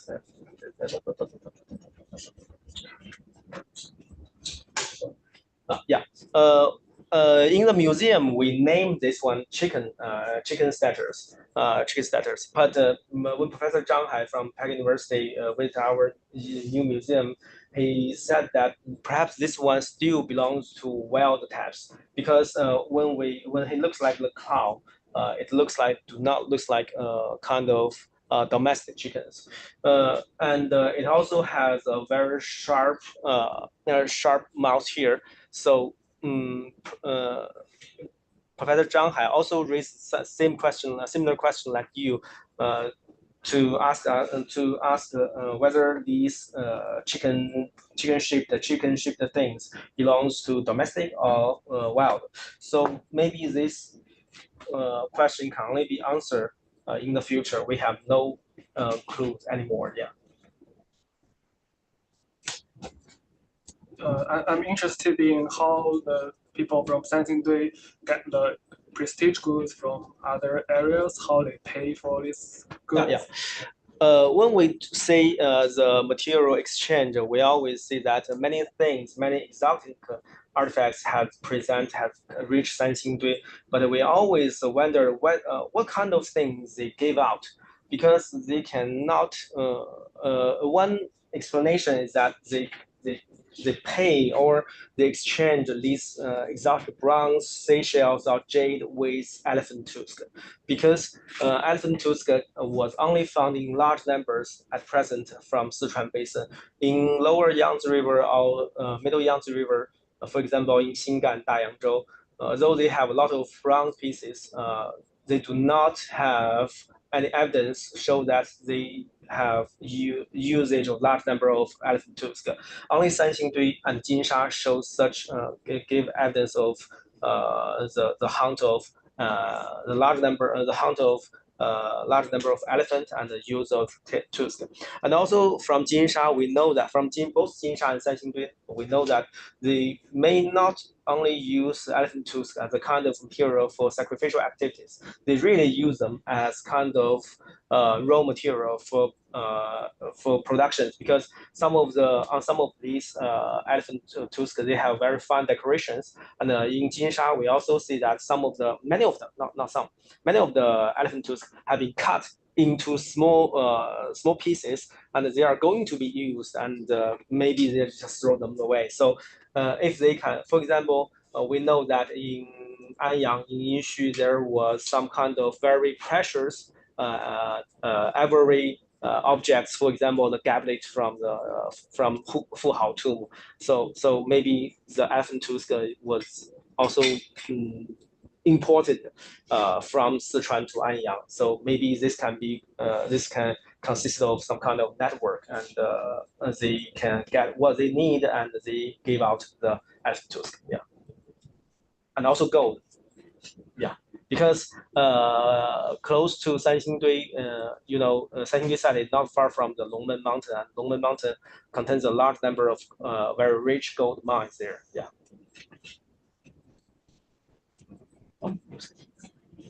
So other than the elephant tusks, were there anything that are like in raw material just deposited, or they're all worked artifacts? Some of the elephant tusks, just like in the past, they were buried intact with no evidence of manufacture.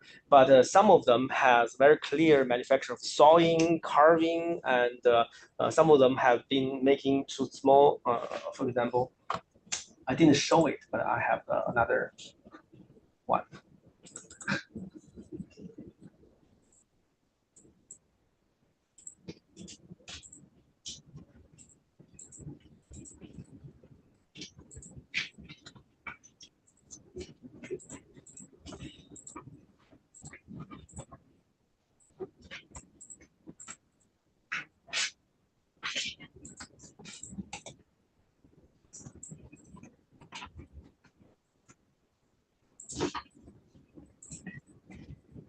Were there raw jade as well? Good jade. Okay.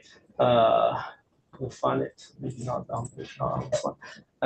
Just like I said, some of them have very fine decorations. Some of the elephant tusks has manufactured into specific shape, and maybe they were used to decorate some other things. Yes.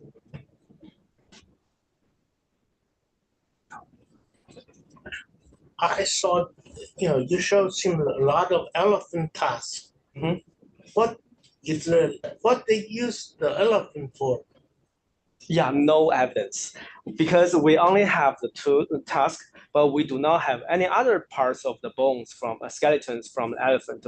For example, we have no large, long, so the limb bones or the back bones. So there is one hypothesis that because elephant cannot be domesticated, so they must be hunted somewhere else. Perhaps after the hunting of these elephants, just like the hunting of elephant in Africa today, it's just dismember the elephant body there on site, and then took the tusk back and throw the body of the elephant in the wild. Yeah. But there must be a lot of elephants to Yes. for so many tusks. Yeah, that's true. So it depends on the climate and the environment at that time of Sichuan Basin. Currently, there was no elephant in Sichuan in natural environment. But if we go to 3,000 years ago, we do not know. So we do not know there was actually the environment or the climate can be suitable for elephant there, because in some kind of records said even in Anyang there was elephant. So if Anyang can have elephant, maybe Sichuan could have more.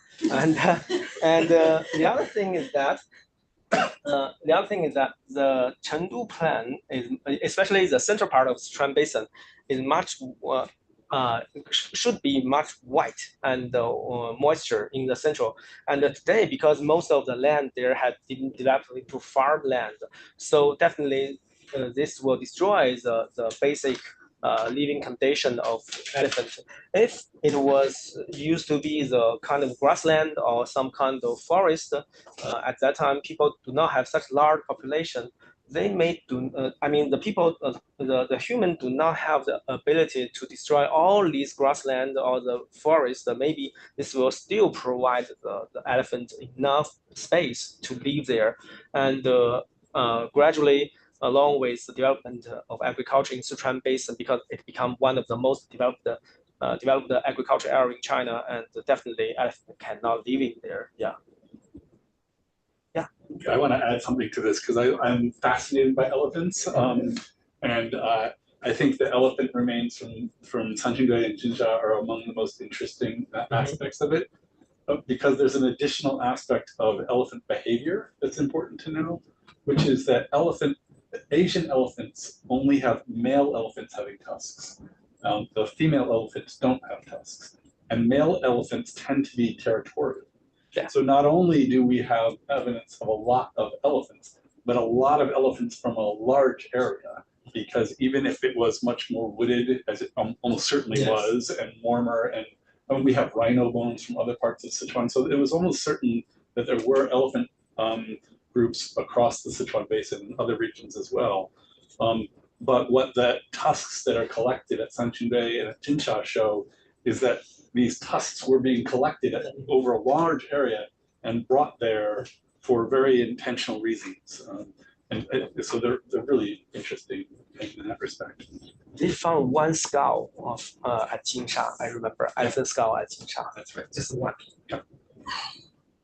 I had a question about the elephant tusks because you said, and I totally have missed this if it's true, that there were 1,000 complete elephant tusks at Jinsha. Yeah. I need to find that information because I thought it was that most of the elephant tusks at Jinsha were the ones that were cut up. No, you mean complete, not complete. Not complete. Not complete. Okay. Not complete. 1,000 pieces. Yes. Yes. Not complete. Yeah. Yeah, because another really interesting thing I think about those elephant tusks is that at Jinsha, you start having them cut up much more frequently. And I think that actually reflects a scarcity, that there no longer is as much access to full elephant tusks. And so they're cutting them up in part to be able to use what they have left.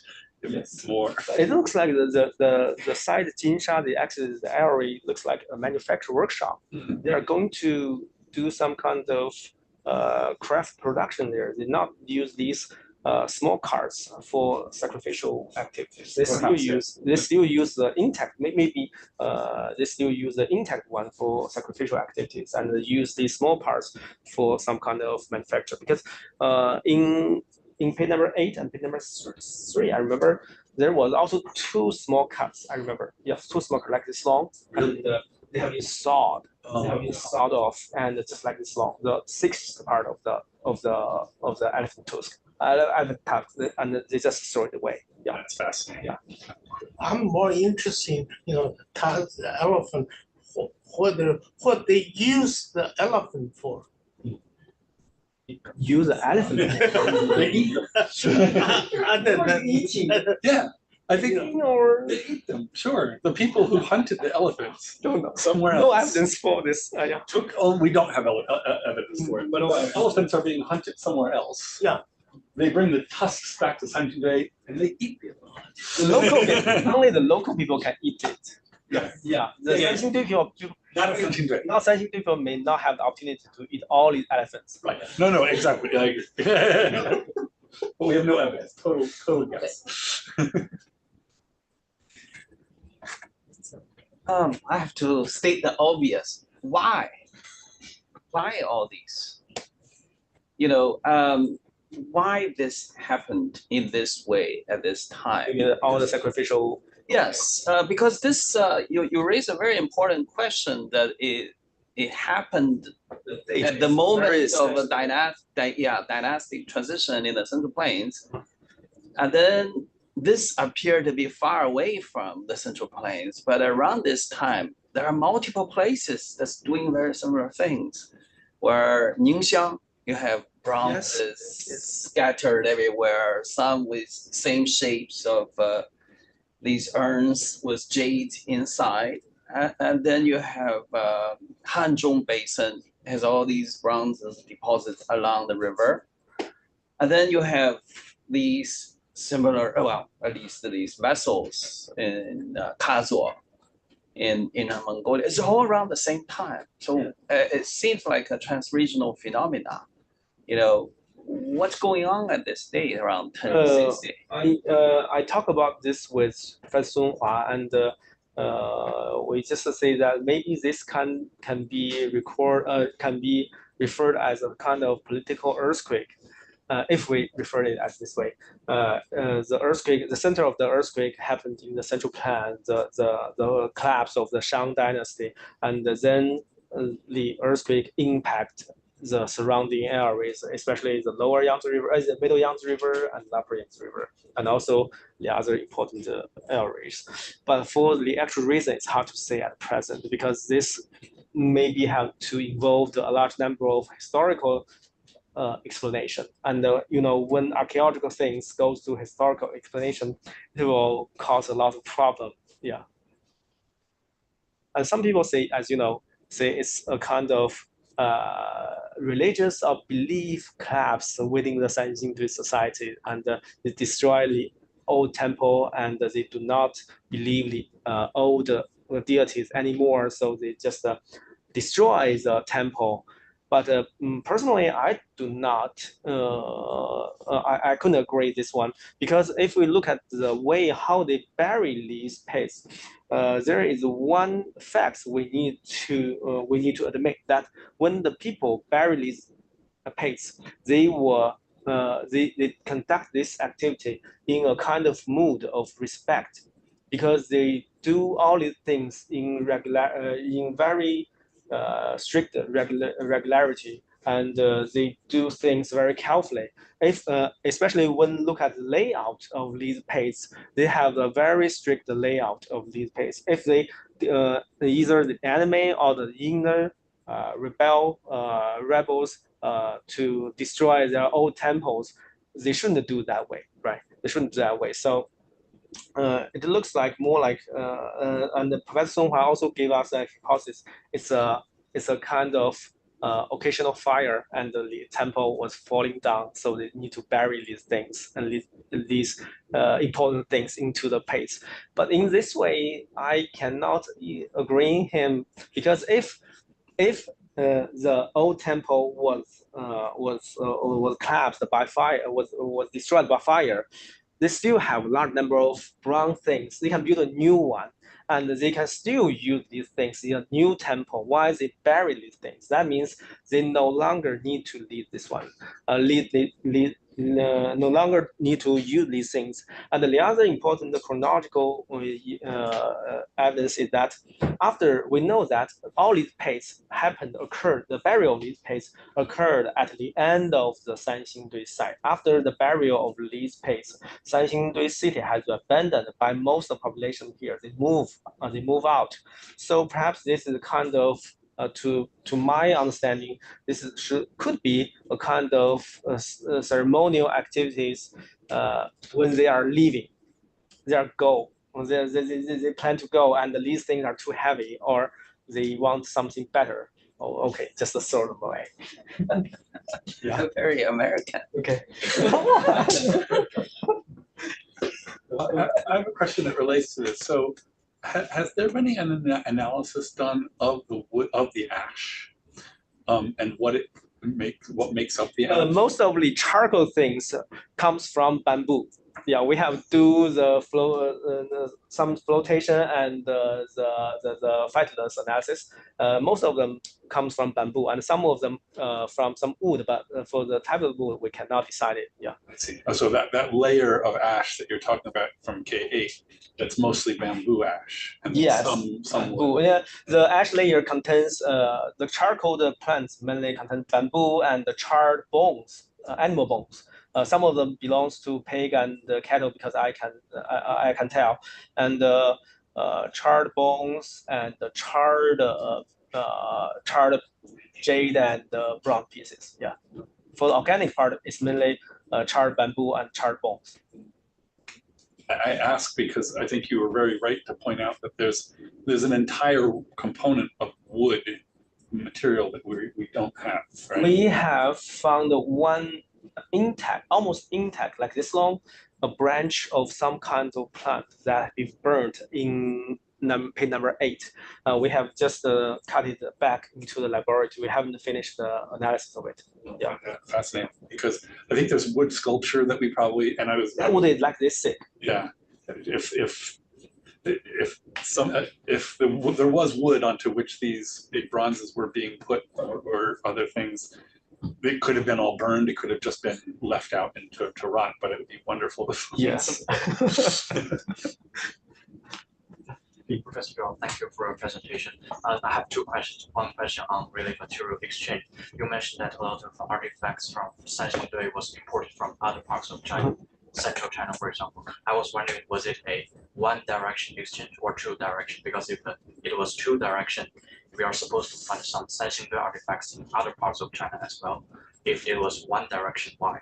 And my second question This is is like a question have been raised. Maybe we think that the one of the possible kind of merchandise they can send out should be the elephant tusk, because there was no typical Sanxingdui style bronze have been found in either Yinxu or Middle-Yangtze region.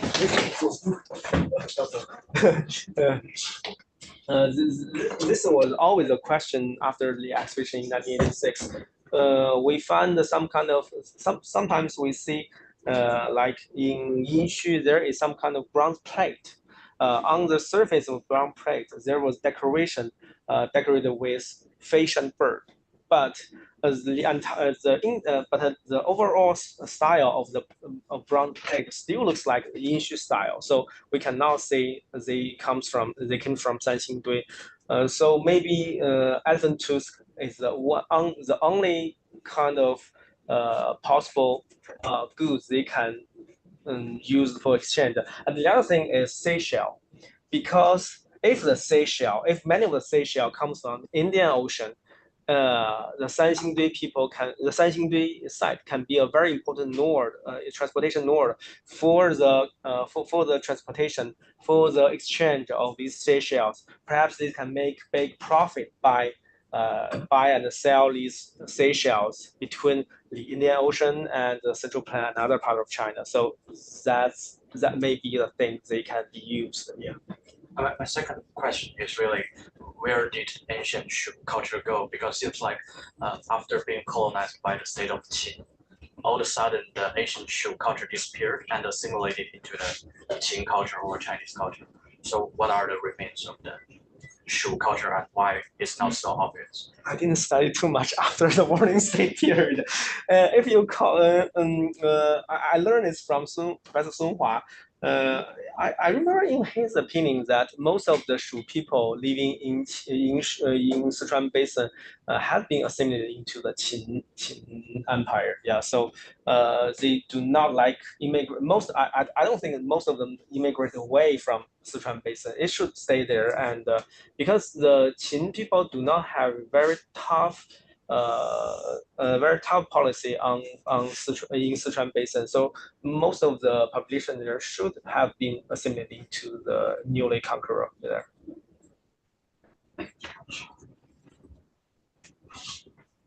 Okay. Oh. I was the question about like that 3 meter long artifact where it's like an altar of there's a deity and then a yeah. then a person. I wonder, is that suggesting, should we understand it as reflecting on the mentality of a social hierarchy? Perhaps the ruler is above these things, or is it more of a modern mentality applied to it? Oh yes, good question. For this one, yeah. You mean this one? You mean okay, yeah. We use for this one we do not use this one to explain the social hierarchy too much. Instead, most of the scholars at present would like to use this one. Sorry, because this one has more figures on it. And for example, like Professor Sun Hua, in his opinion, this part belongs to the human world. This part belongs after below this platform is a human world. It shows a scenario of the sacrificial events, and above this part, he do not think this belongs to representation of some kind of ruling class. They all belongs to the deity class or the heaven class, because he used this beast as a kind of line to show that this is a limit of human. And I remember that one. Yeah. In Professor Sun Hua's opinion, all these figures holding some scepters should be the ruling class. And the ruling class. Oh, sorry. This one.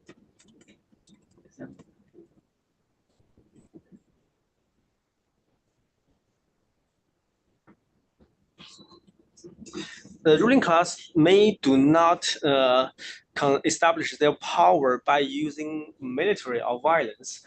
They perhaps establish or hold their power by using some kind of religious power. So this is his understanding, but because your question is too hard for archaeologists to answer, so I cannot say too much about it. Yeah.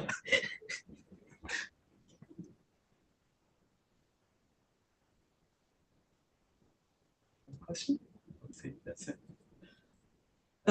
Metallurgy. So you have contributions here from Shimao, Longshan period, legacy, and you have early toll.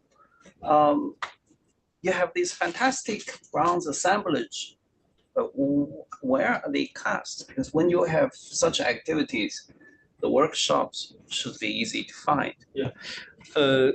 There was two opinions. Some people say that all these bronze artifacts comes from outside of Sichuan Basin because there was no bronze workshop had been found within Sanxingdui side. But some other people say, like Professor Zhang Changping, emphasize that only those bronze vessels, containers, comes from other places. One important reason for this explanation is that if we look at these styles, these local, so-called local style bronzes, they were never found outside of Sichuan Basin. So this is a very important evidence. If they were manufactured outside of Sichuan Basin, for example, in Middle Yangtze River or in Anyang, there should be some kind of clay mold we should have met in the field, but we have never found similar things. At present, we do not have any evidence or any clues where these workshops are located. Perhaps this should be attributed to the lack of enough archaeological work at the Sanxingdui, because we know that Sanxingdui is a very large city, and from its east to west, it's almost like 4 kilometers, and from the, for example, like this one. Yeah, from the east to west is almost like 4 kilometers, and from the south to from north to south is like 3 kilometers, and even outside of the city there was also a large number of ancient remains there. And for our excavation, although the archaeological work in Sanxingdui has conducted for almost like 80 years, only very small part of it has been excavated or surveyed. So, for example, the sacrificial area and the palatial area, and the entire inner part of the city was not being systematic surveyed or excavated. There is one of the clue was found within this part, in the northeast part of the inner city, because some jade pieces hadn't been finished, had been found within this region, and also along the Yueliang Wanchengqiang, along this region. There was also they were excavating. The Sichuan Institute was excavating jade workshop at present, right now, and they really found a large number of unfinished jade pieces. So that means at least the jade was manufactured within the city. So according to our understanding of the layout of the bronze craft industry at that time, for example, in Yingxu or in Anyang, we know that most of these such workshops located close to each other. For example, jade pottery and the bronze workshops always located close to each other. So if they can find for this time, for this year, if they are fortunate enough, they can find this jade workshop. Perhaps this will be a good start for us to find either ceramic and the bronze workshop in this region. Yeah.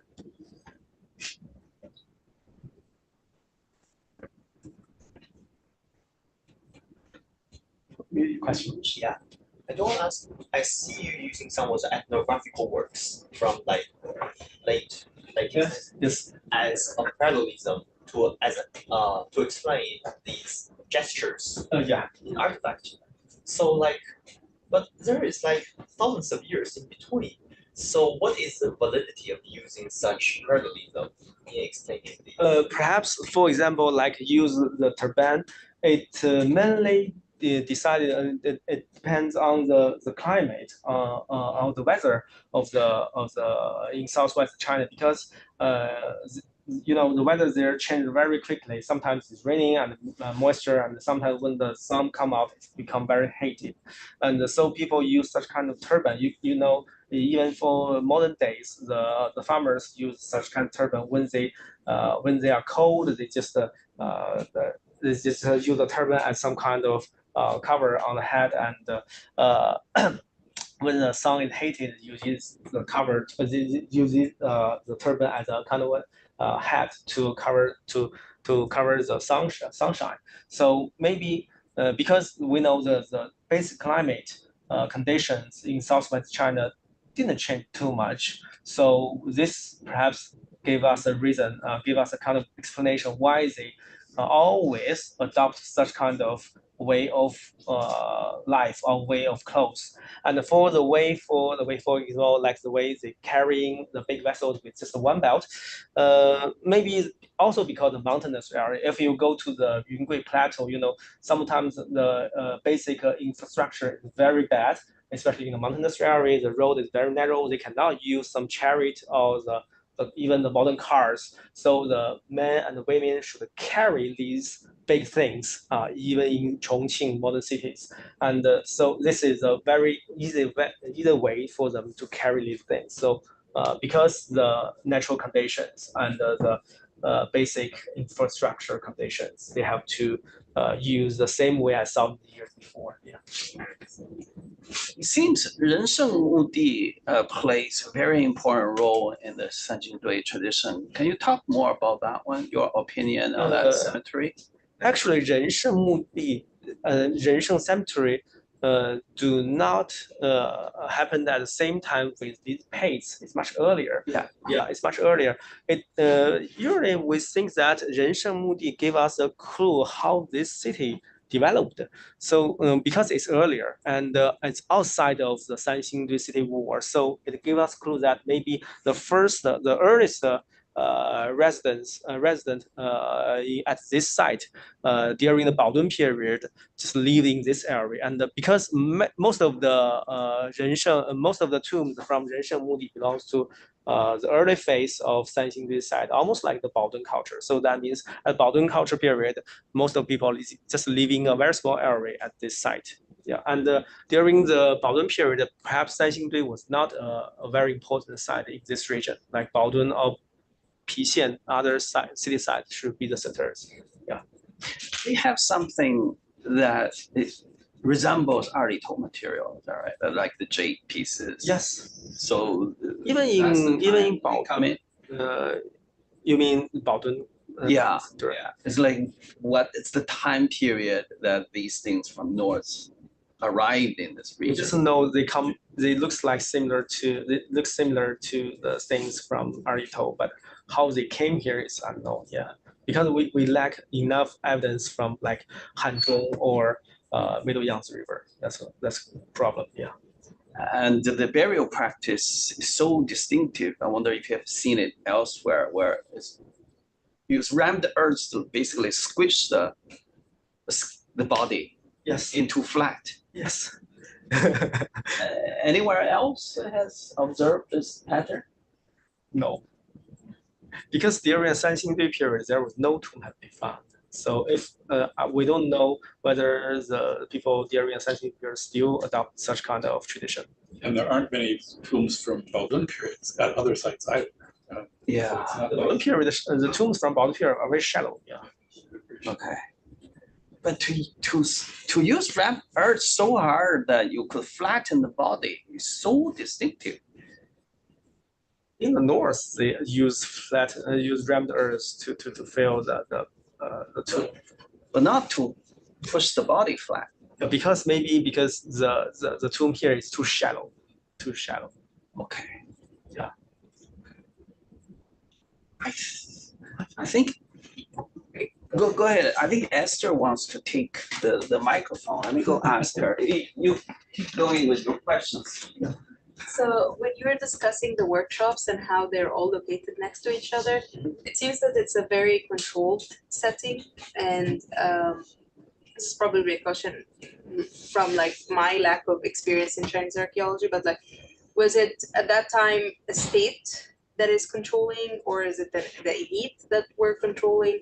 Like, are these products sort of commissioned by the state, or commissioned by the elite? And if they are commissioned by the state, then how does that translate into like this transition of power between the two dynasties, and just the sheer amount of objects coming out? Even okay. like Your question cannot be answered in Sanxingdui because we do not have we do not have any archaeological evidence about workshop here. Yeah. But we have a very good site, very good site of archaeological evidence in Central Plan. About the location, about layout of the workshop area, and also about the transition, dynastic transition impact on the transition of industrial abilities. For example, in Yinshu, Anyang, the capital city of Shang Dynasty, we know that at present, we know most of the workshops close to the palatial area, because many scholars have discussed this. They think that they were controlled or semi-controlled by the central government, by the king, by the royal family. And after that, there is a very important phenomenon after the collapse of the fall of the Shang Dynasty. Most of these workshops disappeared in Anyang, and a new series of important large workshops rise thousands of miles away in the new capital of Western Zhou Dynasty's capital. And the technological traditions, technology used at the new capital are very similar to the things found in Anyang. So, and this can be explained by the historical records very well, because we know that after the conquest of the Shang by the Zhou people, I mean, the new conqueror moved the craftsmen from the old capital to the new capital. So they have transferred the not just the population, but also the industrial ability from one place to another. So this gives us the answer about this gives us an example about your question. So maybe this is the impact of how these political change can impact the craft production. Yeah. Yeah. Thank you. I think that will be for the transition, the impact of industrial for the political impact on the transition of industrial ability. This can find a lot of example, especially during the Shang and Zhou transit.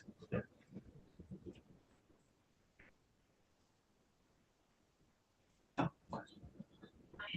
Question related to the tasks. So I'm curious, like among the animal-shaped bronzes, are there any shaped bronzes from that century? There is only one kind of things can be referred as elephant, the beast. This one, because it looks like a mixture of dog, horse, and elephant. And for other things, they have no no shape of elephant in any other things, because all the other animal shaped bronzes belongs to a bird, a snake, tiger, and dragon.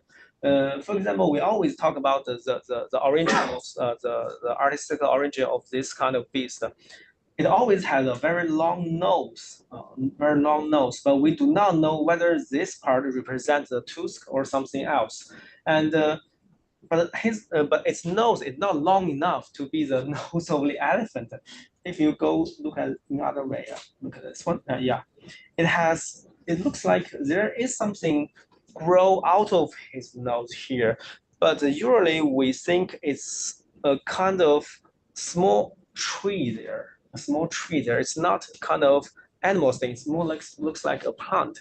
So whether this animal have some element from elephant is not known. Sometimes we say it's kind of must be some kind of mixture, because we always see that when we see these beasts, these so-called sacred beasts, we always see that they were not free. These beasts were not free. They were always riding by someone. But at present, we know that at that time, during the Sanxingdui period, there was no horse have been found in Sichuan Basin. So definitely they do not know how to ride a horse. And when we look at these beasts, so how they riding this one, it's now looks like the way they riding this beast that looks like the way for human to riding a horse. We guess that they have, but at this time, during a late Shang period, the horse has existed in central plain of China and in warfares. Perhaps, this is a guess, perhaps these these Sanxingdui people have heard something from the north. They heard something that human can control or riding some large animals, but they do not. They have no chance to see the actual way how people riding the horse, and they just use their imagination and say something big around them, like the elephant. Okay, just this way, the sitting or kneeling on the top of the animal and controlling it.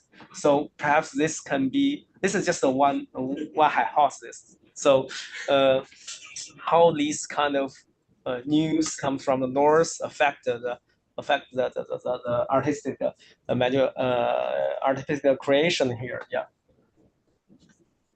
Can I follow up? Because I have something that I've been wondering about, and I'd love to hear your opinion concerning this object and the other one that's like it, but has the open snout area.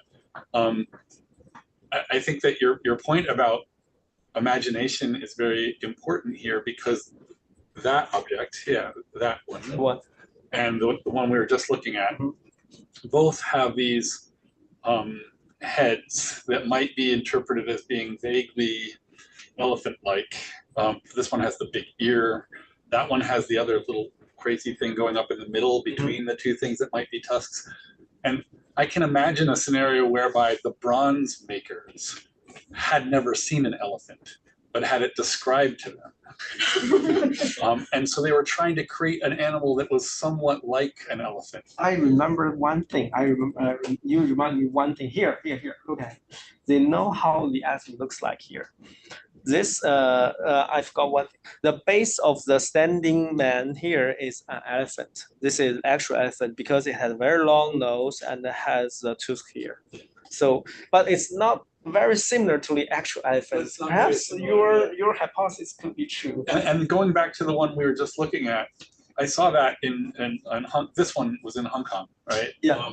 And the hole there, this big mouse of the gap is actually big enough to put a tusk in, or two tusks in. Yeah, I mean, so there are other ones that have that gap that are too small, right? And so but I can imagine a scenario where this is actually.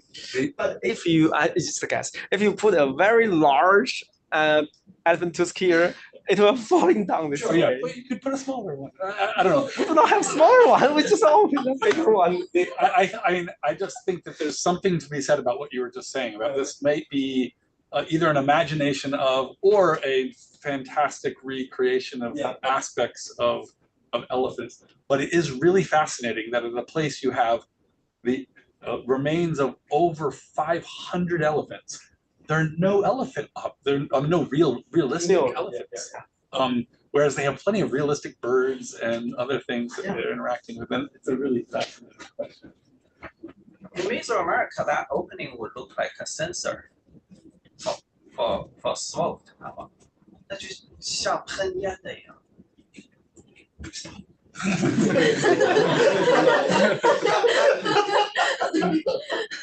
Anything has been analyzed inside. I tell you a secret. Inside of it is a germ. I mean, it's a very special stone inside of his chest, like this large, and it's shiny. Wow. Yeah. It's under the sun.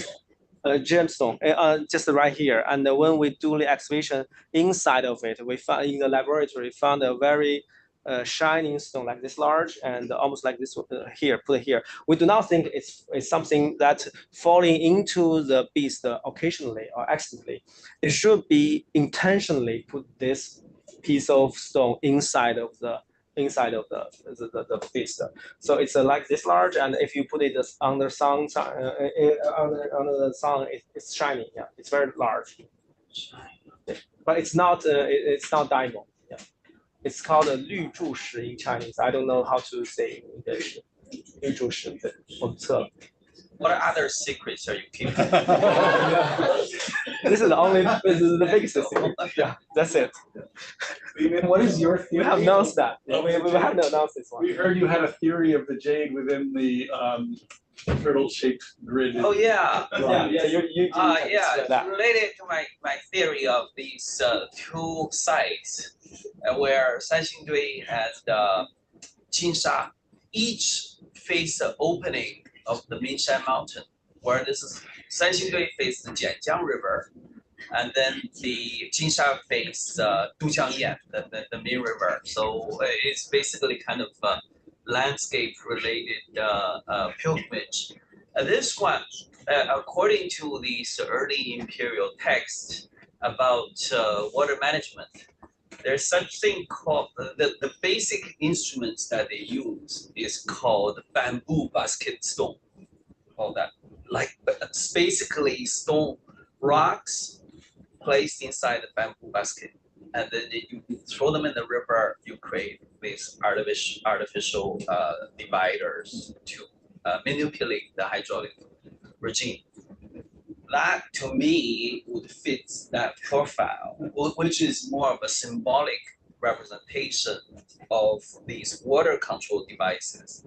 Rocks inside a bamboo basket, it was recreated with bronze and jade, and then with dragon heads on the end, and carrying it ribbons. It's basically some kind of a ritual to involve these things, you know. Have you seen similar things in Dujiangyan? Or similar structure in Dujiangyan? Or they mention the same things? It mentioned this as the basic instrument that they use. I'm sure the real thing will be 3D with many rocks. Yeah, not like this. But it fits the basic design component. But I think most Chinese archaeologists are looking for this somehow related to turtle with inscription. This is the only piece that people think about whether Sanxingdui has writing on. That's the direction. Yeah, I think that's wishful thinking. I mean, and I also think the turtle business is just because of the vague shape similarity. I don't think there has any reference to that in reality. But the jade, I mean, I love this idea. I think the jade here also highlights something else that is really important. As you say, there's manufacturing of jade going on at Sanxingdui, and there are jade sources up in the Upper Minjiang. We know from here. We also know there are a couple big pieces at Sanxingdui that have the cut marks in them, where they were bringing down big chunks of jade. That was found in the river. Yeah, and so another thing in terms of what might be being traded to other places could be manufactured jade objects. In fact, maybe at a large scale here, perhaps. You explored in the mountain valleys, right? My sister went there for twice, but I do not went to the ancient. We do not have any clues about the existence of ancient mining sites. So there was only one modern copper mine there. Yeah, copper. Copper. They have copper, gold, and jade. Yeah, there, not far from there. Yeah. Lots of gold. Yeah, a lot of gold. What about the Vietnamese connection? 是那个恒源文化，就是 so the distribution of Sanxingdui material to that direction. I'm not familiar with this. Yeah. 吕洪亮talked about it a lot. Yeah. The jade pieces almost identical. So here we can find like modern copper, but not like ancient mines. How about like ingots? You mean ingots? You mean copper ingots? Yeah, copper ingots. No, we do not have found any copper ingots. Yeah. If we find copper ingots, then that means we found the workshop. Yeah. They'll find the workshop eventually. It's there. But maybe not, because the central part of the city has been rushed away by the river. It was there. Even if they never find it, it was there.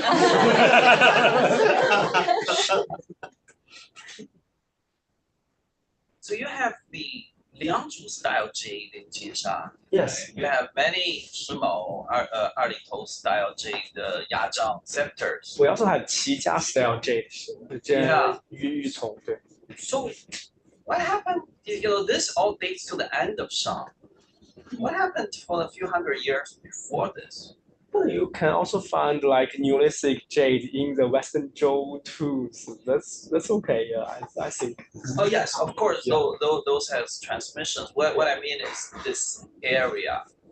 What is like say during. It looks like the Shang, things from Shang. different period and different time all comes to Sanxingdui. It's really weird because even in Anyang this not happen, right? Yeah. Yeah. In Anyang this not happen. In Anyang, for example, we can see things at the same time come from different part of China. But for Sanxingdui, it looks like they can have things from different part of China and from a very long time range.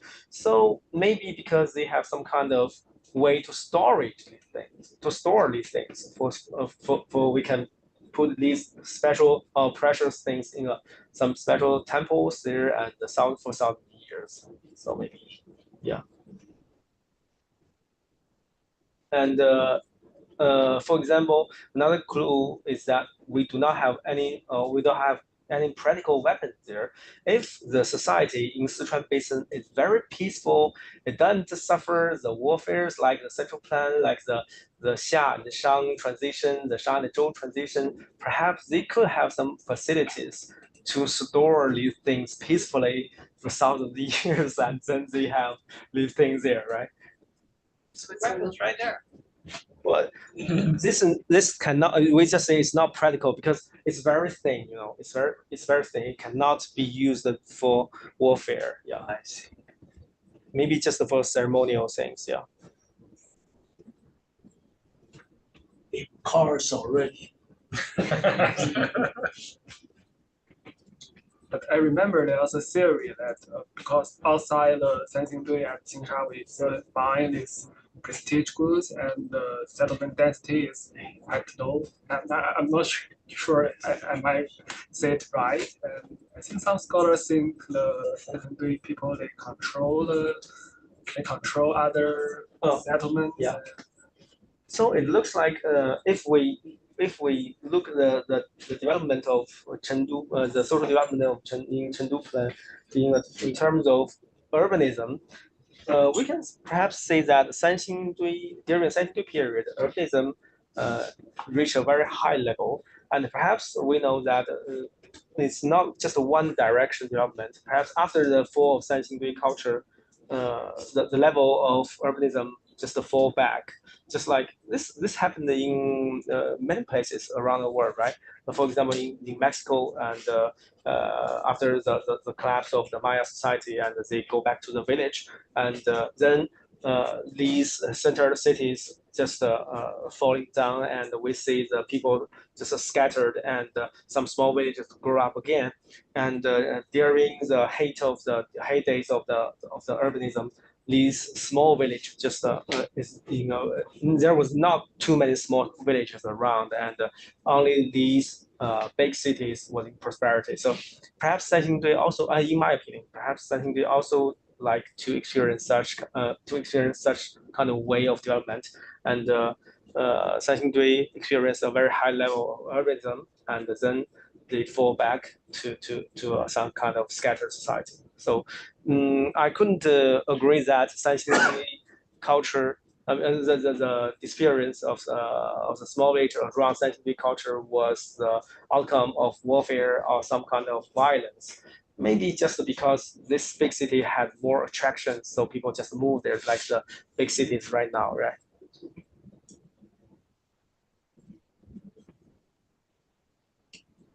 More questions? I have no questions. We know Professor Sungfa have an interpretation on the different height style of the bronze statues. I don't remember that correctly. Maybe the people with the ponytail, they take more responsibility for the ritual event. I don't remember that. And maybe some people they cut their hair from the middle, make their hairstyle look like an opening book. maybe they play more role for the administrative event. So I don't know what's your opinion on that, and is there any evidence that from the new discoveries and can tell us some new social group about that? On this point, I have completely different opinion with Sunday. Because Professor Sun Hua have this hypothesis mainly based on the discovery of landing agents, and at that time they mainly found two types of hairstyles. One is a so-called like this one. One is so-called like this way, the head with hairpin, head with hairpin, and the other is the hair is like the pony the tail hair, and this is based on the evidence from 1986. But after the excavation of this time, we found more kind of hairstyles. For example, if we do not refer this turban kind of things there, we have like this one. These things with a small tipped cap, yeah, and for this one with two tipped cap here, and for this one, it has a very long hair and just a very long hair, and it's very hard to characterize into a so-called hairpin type or the pony type. And the other thing is that most of the if we look at the status, the figures with the highest status always have some hairstyle like the standing hairstyle. So like this one, the one on the altar, for example, like this one.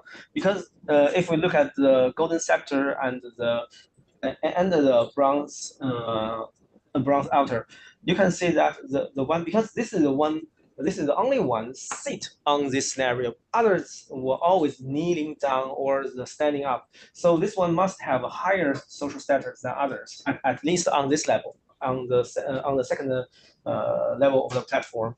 So that means this one have a very special social status. But this one, if we look at the hairstyle of this one, it doesn't belong to any of them. So perhaps there could be more types of hairstyles, and the hypothesis raised by Professor Sun Hua cannot coincide with these things. So perhaps he need to rethinking about how to explain these things. Yeah, that could be a new social group. I mean, yes. So maybe there will be 4 or 5 social groups. Or if we look at it's a social group, ethnic group, or kind of we say the status or hierarchy system. It's very hard to say at present. Yeah.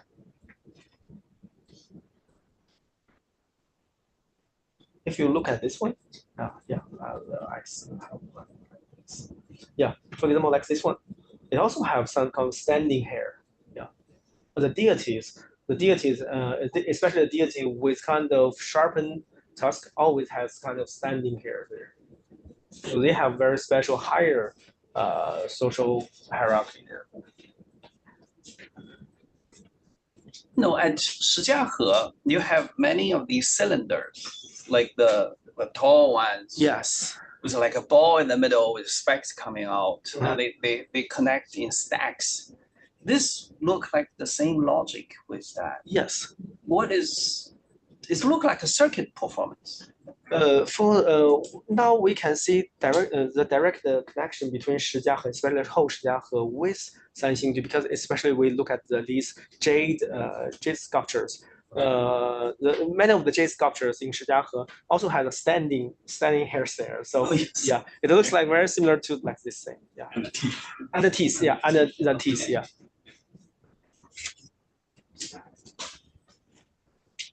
Is it true that all of the Shouchao period kneeling figures that have their hands tied behind their back have the braids?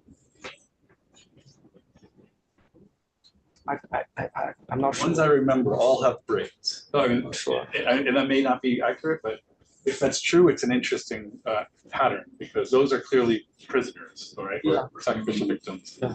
And I think they all have the same hairstyle. There is similar one has been found in Sanxingdui, just beside our, very close to our sacrificial pits. Yeah. But not in the pits, right? Not in the pits. It's low. It's later. Yeah, it's later. Great. You must be exhausted. Great. Let's thank Professor Zhao for his hard work. Have a good rest, and we will have another wonderful lecture tomorrow.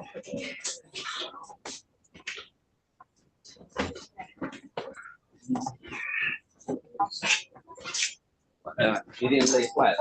因为刚才那个周小姐说3点的时候进来拿那个一切，我们也没有休息。谢谢。你说说，其实困，说什么也不困了啊，困，连眼都睁不开那个。现在是国内的几点？就是已经天亮，现在天亮了。6点，7点。我现在已经醒了。好。先找个地方坐一坐，休息。喝点。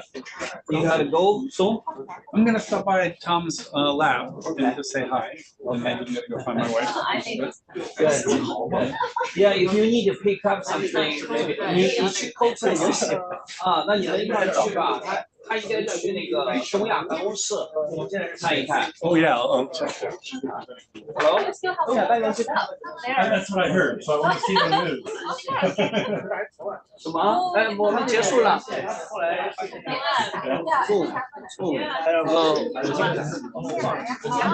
他电脑都拿走了，屏幕上。